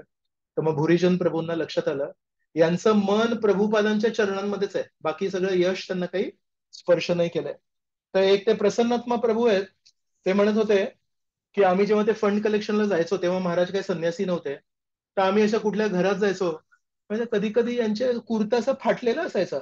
तर म्हणाले, हे डबल MBA पॅरिसमध्ये आणि मॉन्ट्रियलमध्ये, पण जेव्हा त्यांनी भक्ती स्वीकारली तेव्हा एक लक्षात आलं त्यांना की साधेपणा महत्वाचा आहे. त्या म्हणाले, यांचे कपडे कधी फाटलेले असायचे, पण एकदा त्यांना प्रभुपादांनी सांगितलं की तुम्ही रशियामध्ये एक बुक फेअर आहे, पुस्तकांची एक एक एक्झिबिशन लागलंय, तिथे तू जा. तर म्हणाले, प्रभुपादांनी जेव्हा त्यांना सेवा दिली, बरोबर एक सूट बूट घालून मॉस्कोला गेले होते आणि तिथून त्यांनी फोटो पाठवला. तो मी फोटो तुम्हाला दाखवतो, एक मिनिट.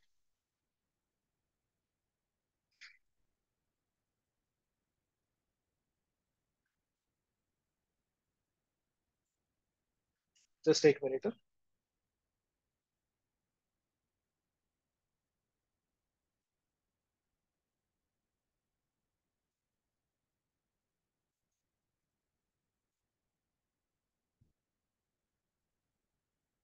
हा दिसतोय फोटो स्क्रीनवर?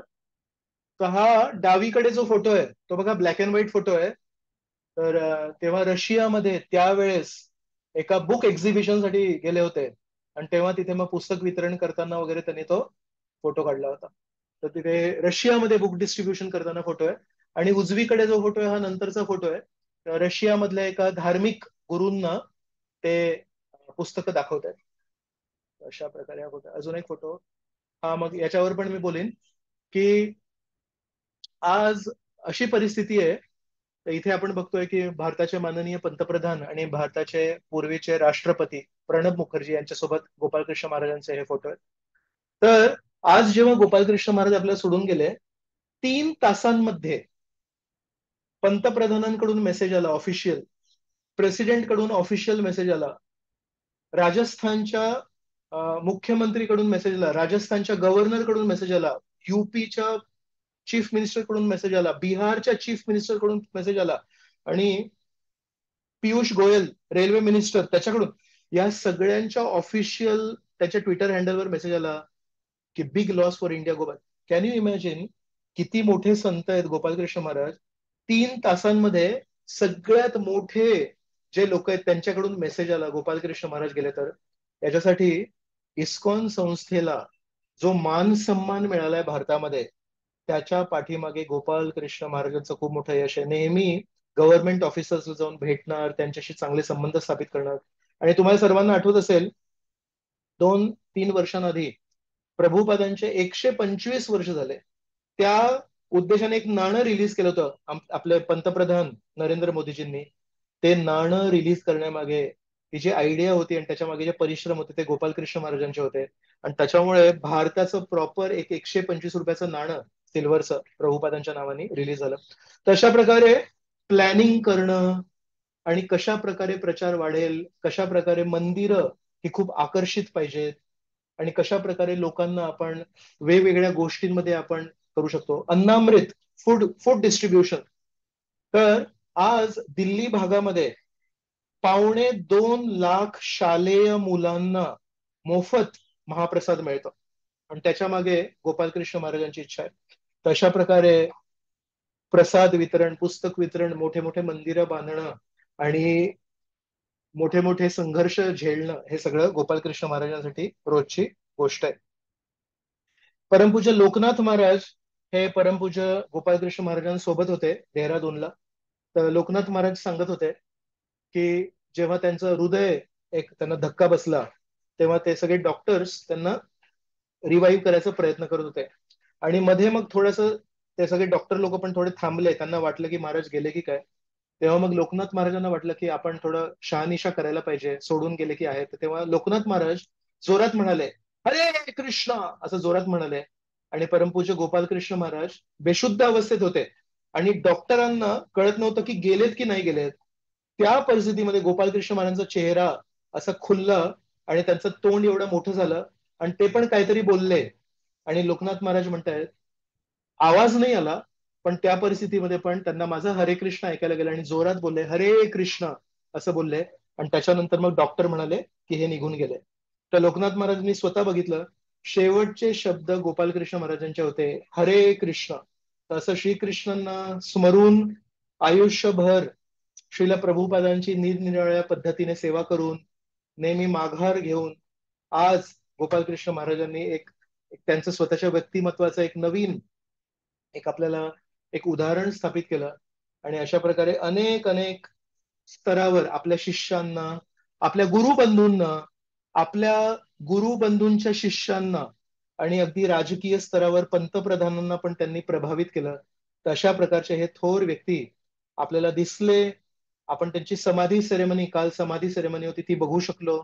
आणि त्याच्यामध्ये मग त्यांच्या दिव्य शरीराला खाली ठेवलं आणि त्याच्यामध्ये मग समाधीमध्ये त्यांना स्थापित केलंय.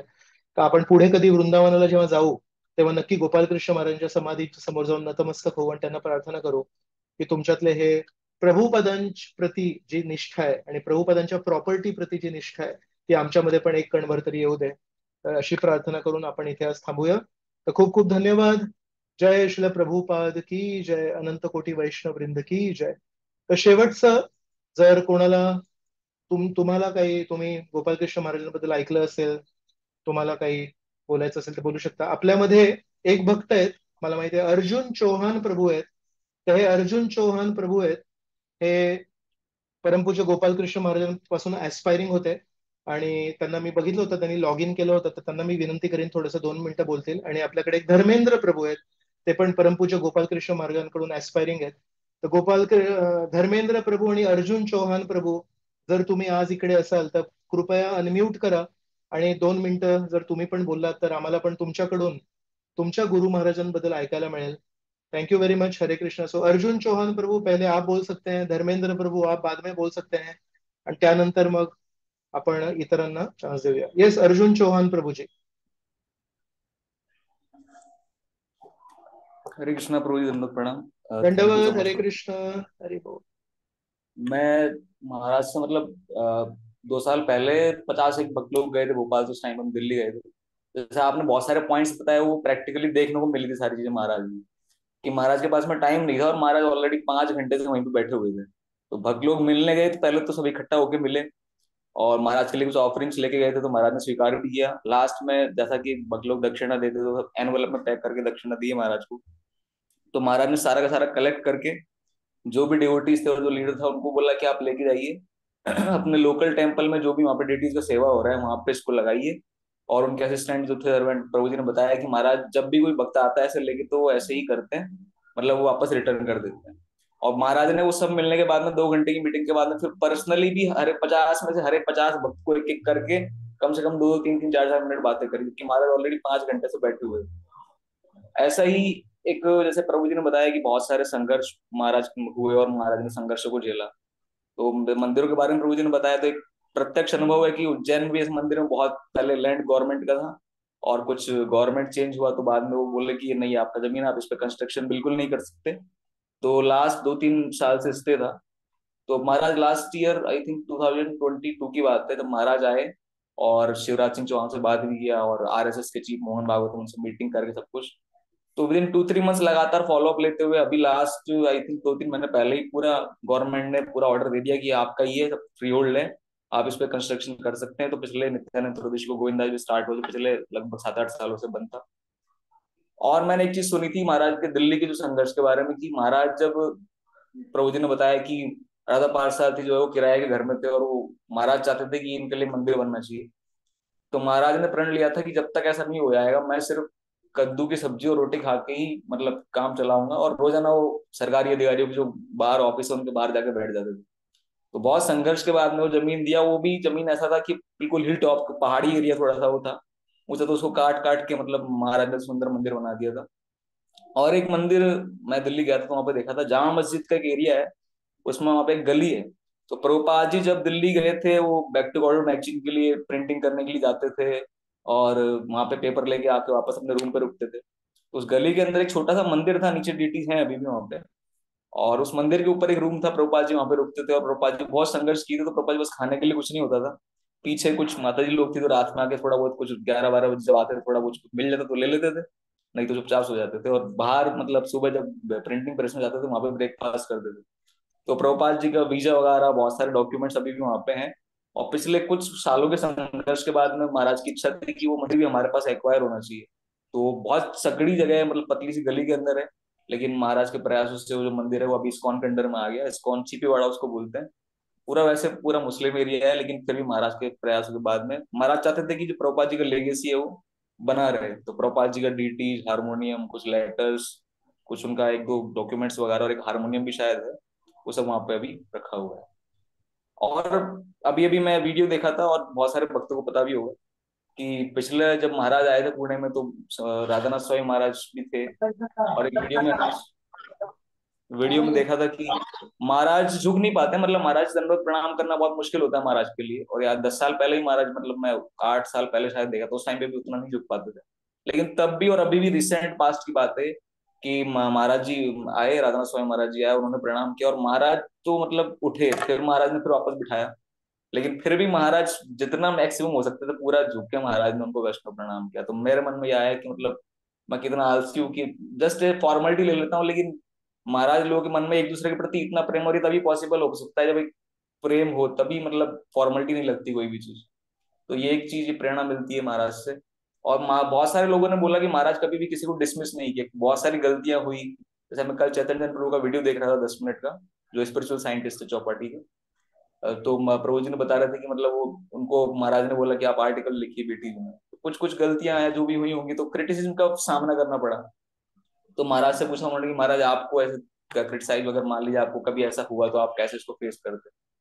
तो महाराज ने बोला कि I don't bother about people what they are saying on for about me on internet. मैं तो प्रभुपाद जी का सेवक हूँ, और अगर किसी को लगता है कि मैं प्रभुपाद जी की सेवा कर रहा हूँ सही से, और वो मेरे पास आएगा तो मैं हेल्प करूंगा, नहीं तो लोग अगर क्रिटिसाइज करेंगे तो उससे मुझे फर्क नहीं पड़ता, मैं प्रभुपाद जी की सेवा में हमेशा लगा रहूंगा। तो ऐसे कुछ, और फिर मैं पर्सनली भी एक शायद एक क्वेश्चन भी पूछा था महाराज से, मुझे याद है 2021 में, वो उज्जैन में आए थे, तो क्वेश्चन मुझे याद नहीं आ रहा, लेकिन महाराज ने बोला था कि हमारे ऊपर है कि हम कितना धीरे चलेंगे और कितना तेज चलेंगे। हो सकता है कि अगर हम भक्ति में धीरे धीरे चलेंगे तो समय जल्दी बीत जाएगा और हम शायद जो गोल हमारे अकम्प्लिश नहीं कर पाएंगे और टाइम चला जाएगा। और यही हमारे, दूसरी चीज में हमारे ऊपर ही कि हम किस स्पीड से चलेंगे कि हम ज्यादा से ज्यादा टास्क जल्दी खत्म कर लें, क्योंकि लाइफ का कुछ भरोसा नहीं है। तो ये कुछ चीजें मुझे याद है। Hare Krishna, thank you so much. Thank you प्रभु, amazing, thank you so much, बहुत बहुत धन्यवाद। धर्मेंद्र प्रभु आप हैं क्या?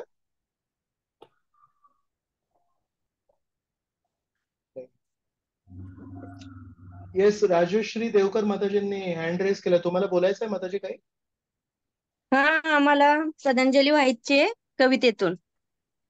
येस माताजी. हा, तुम्ही शेवटचं बोललात गोपालकृष्ण प्रभूजींचं की त्यांनी महाराज शेवटचा महाराज गोपालकृष्ण महाराज. महाराज, आणि त्यांनी शेवटचा श्वास घेताना हरे कृष्ण म्हटलं. ते तुकाराम महाराज म्हणतात, याचसाठी केला होता अट्टहास, शेवटचा दिस गोड व्हावा. आणि ते त्यांच्या बाबतीत खरं ठरलंय, आणि त्यासाठी मी त्यांना श्रद्धांजली वाहते कवितेतून. गोपालकृष्ण प्रभूजी तुम्हाला वाहते हरिनामांचे फूल. गोपालकृष्ण प्रभूजी तुम्हाला वाहते हरिनामाचे फूल. आमच्याकडून हरिनाम अखंड व्हावे असे द्या आम्हाला सद्गुण. आमच्याकडून हरिनाम अखंड व्हावे असे द्या आम्हाला सद्गुण. हरिनामाचा वेल वर जाताना अहंकाराची पाने गळून पडू द्या. हरिनामाचा वेल वर जाताना अहंकाराची पाने गळून पडू द्या, आणि फक्त त्या वेलीवरती आमच्या मुखातून हरे कृष्णाचे फुल फुलू द्या. प्रभूजी त्या वेलीवरती सत्संगाचा थवा असू द्या. प्रभूजी त्या वेलीवरती सत्संगाचा थवा असू द्या, आणि शेवटचा श्वास घेताना त्या वेलीवरती मला फक्त आणि फक्त राधाकृष्ण दिसू द्या. सद्गुरुचरणी समर्पित. हरे कृष्ण. हरे कृष्ण. दंडवत प्रणाम. दंडवत. दयाल कृष्ण प्रभु.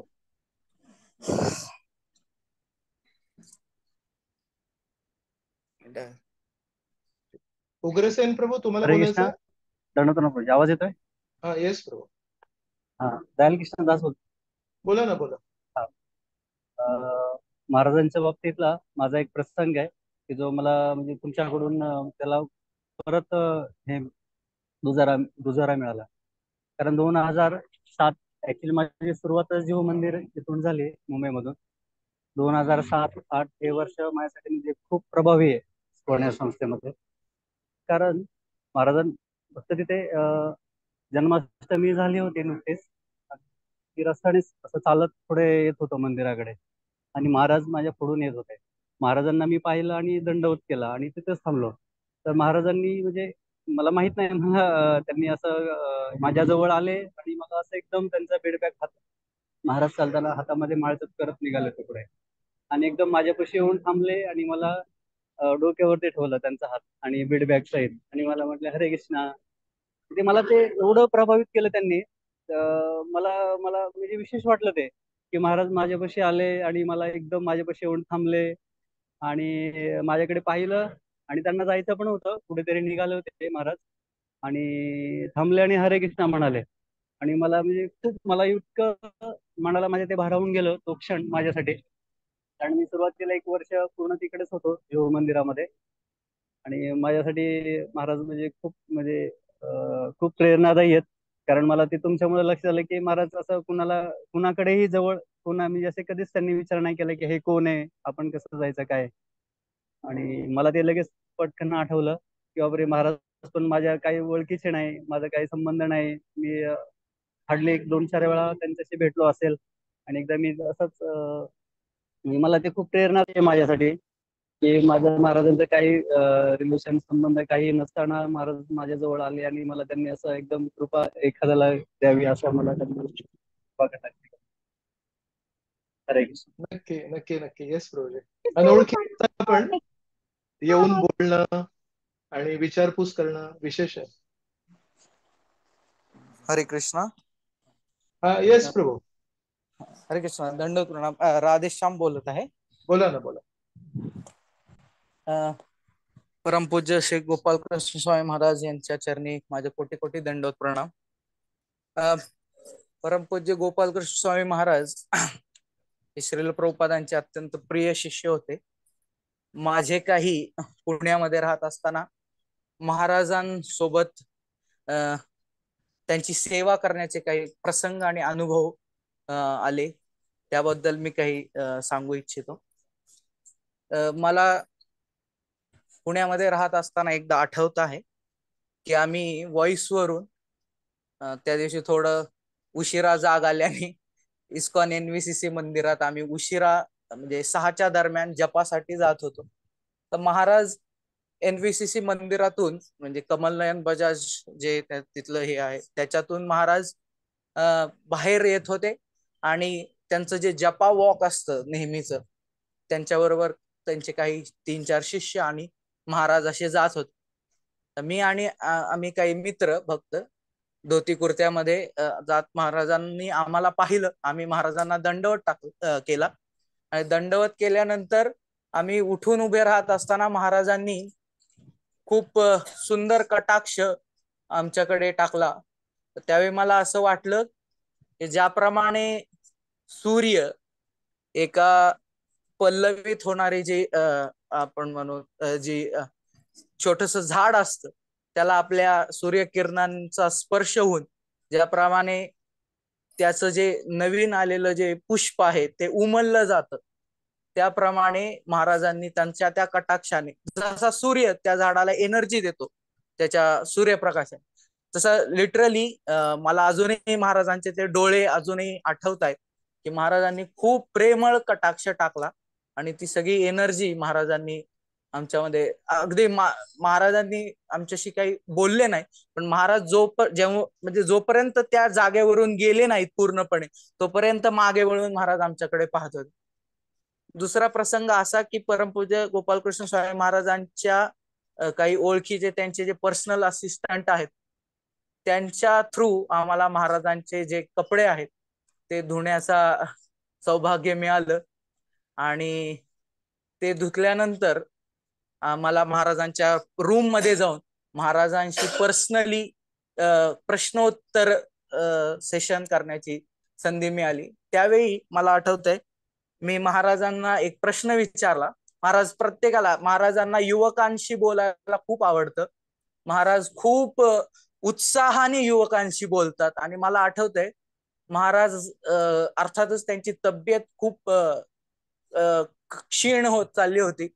महाराजांना बोलण्यासाठी 2-2 स्पीकर लागत होते आमच्याशी बोलण्यासाठी.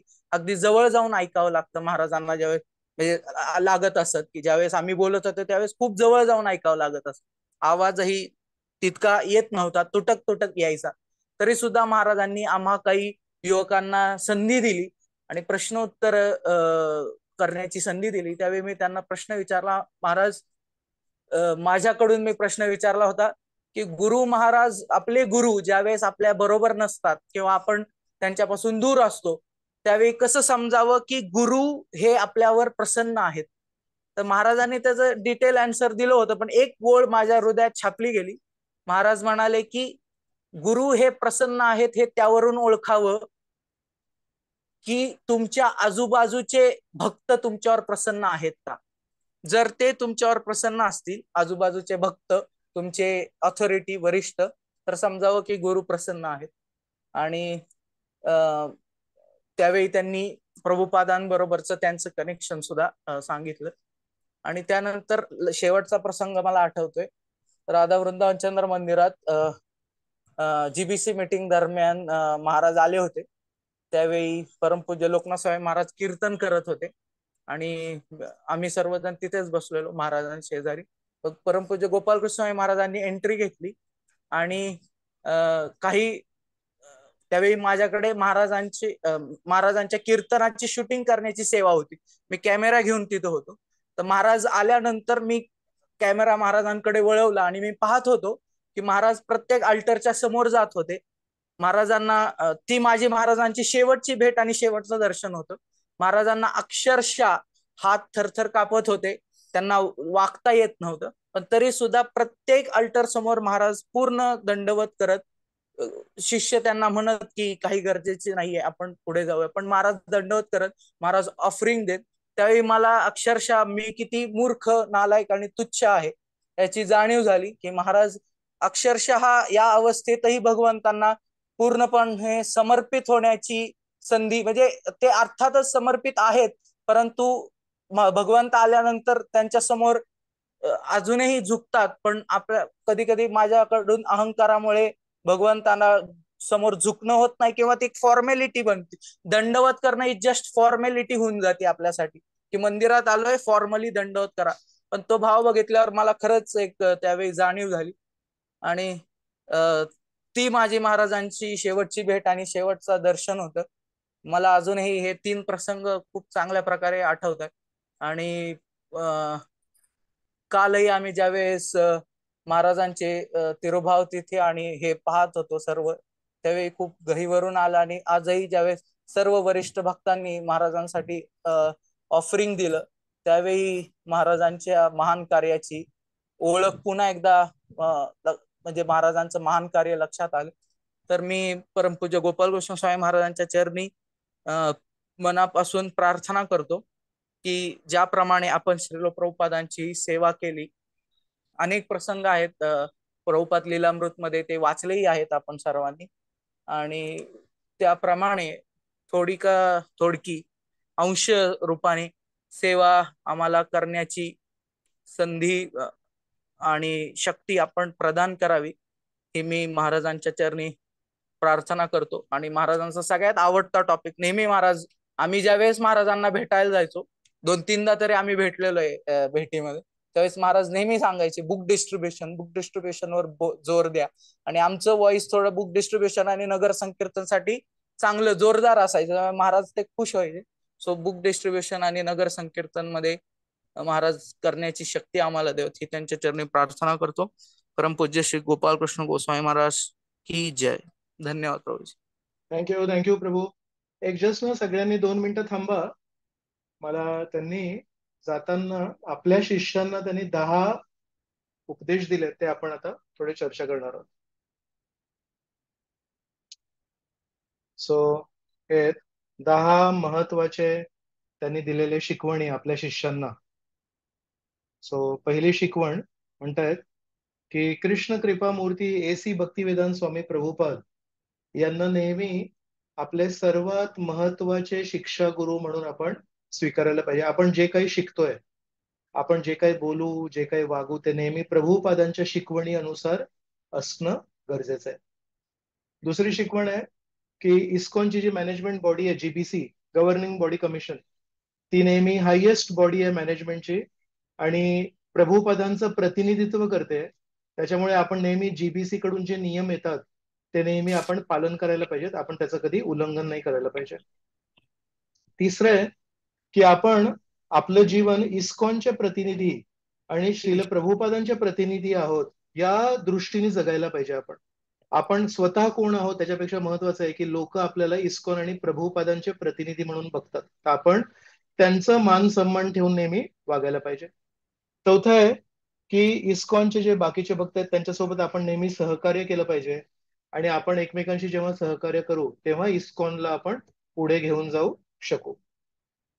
पाचवं आहे, जेव्हा तुमच्यातून काही शिष्य हे चांगले प्रगती करतील, आध्यात्मिक प्रगती करतील, तेव्हा तुम्ही स्वतः गुरु व्हा. तुमच्यातले काही संन्यासी होऊ शकतात आणि GBCच्या अंडर काम करा आणि दुसऱ्यांना मार्गदर्शन करण्याची सेवा करा, जेणेकरून अधिक अधिक लोक कृष्ण भक्तीमध्ये जुळतील. मग म्हणताय इस्कॉन सोडून कधीही कुठेही जाऊ नका. नेहमी असं लक्षात ठेवा की मी इस्कॉनचा एक मेंबर आहे आणि मी इस्कॉन सोबत कधी भांडण नाही करायला पाहिजे आणि आपले जे काही मतभेद आहेत ते आपण आतल्या आत वैष्णव पद्धतीने रिझॉल्व्ह करायला पाहिजेत. ते नेहमी कधी बाहेर नाही यायला पाहिजे.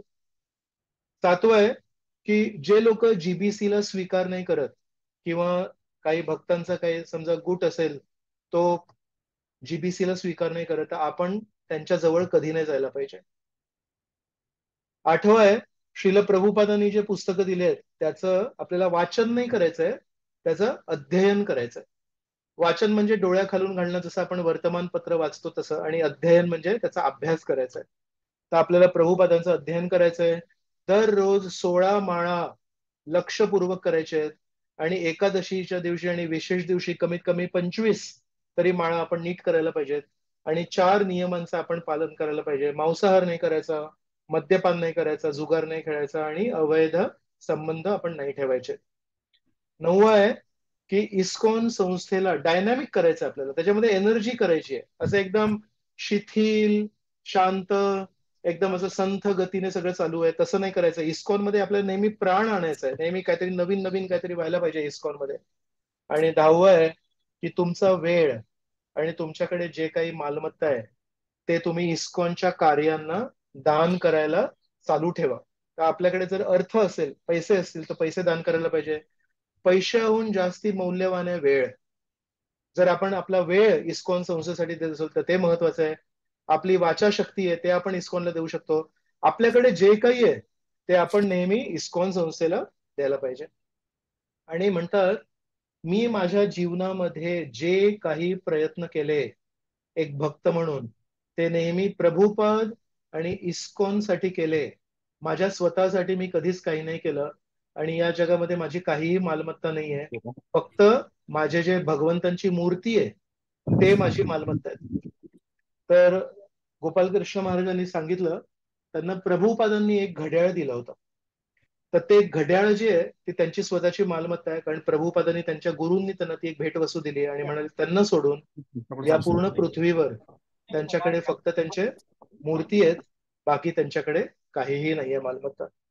आणि म्हणतात, म्हणून मी माझ्या खाली जेवढे काही मंदिरं आहेत, जेवढे प्रोजेक्ट आहेत, किंवा जे माझे शिष्य आहेत, किंवा जे माझ्यापासून प्रेरणा घेतात, त्या सगळ्यांना मी सांगतोय की त्यांनी नेहमी जीबीसीच्या अंडर राहायला पाहिजे. जे नेहमी मॅनेज करतात इस्कॉनला, ते जीबीसीला सोडून कधी आपण जायला नाही पाहिजे. अशा प्रकारे गोपालकृष्ण महाराजांनी 10 शिकवणी दिल्या आहेत. आपण सर्व हात जोडून गोपालकृष्ण महाराजांना प्रार्थना करूया आणि म्हणूया की तुम्ही ज्या प्रकारे शुद्ध जीवन जगलात त्याच्यातून आम्हाला प्रेरणा मिळू दे. आणि ज्या प्रकारे प्रभुपादांचं हित कशा, ते प्रभुपादांची प्रॉपर्टी कशी आपण वाचवून ठेवायला पाहिजे, आणि नुसती वाचून नाही ठेवायची, त्याला पुढे पण घेऊन जायचे, त्याची प्रगती करायची आहे. तर हा पण एक गुण आपण शिकू शकतो आणि प्रभुपादांना नेहमी प्रसन्न करू शकतो. खूप खूप धन्यवाद. जय श्री श्री जगन्नाथ बलदेव सुभद्रा मैया की जय. जय श्रील प्रभुपाद की जय. जय परम पूज्य गोपाल कृष्ण गोस्वामी महाराज की जय. अनंत कोटि वैष्णव वृंद की जय. जय निताय गौर प्रेमानंदे. हरि हरि बोल. धन्यवाद प्रभुजी. Roji for wonderful, हरे wonderful, कृष्णा, simply wonderful दंडवत class. प्रणाम. हरे कृष्णा, Thank you. दंडवत दंडवत प्रणाम. थँक्यू प्रभू. धन्यवाद. Thank you, हरे Prabhuji. कृष्ण.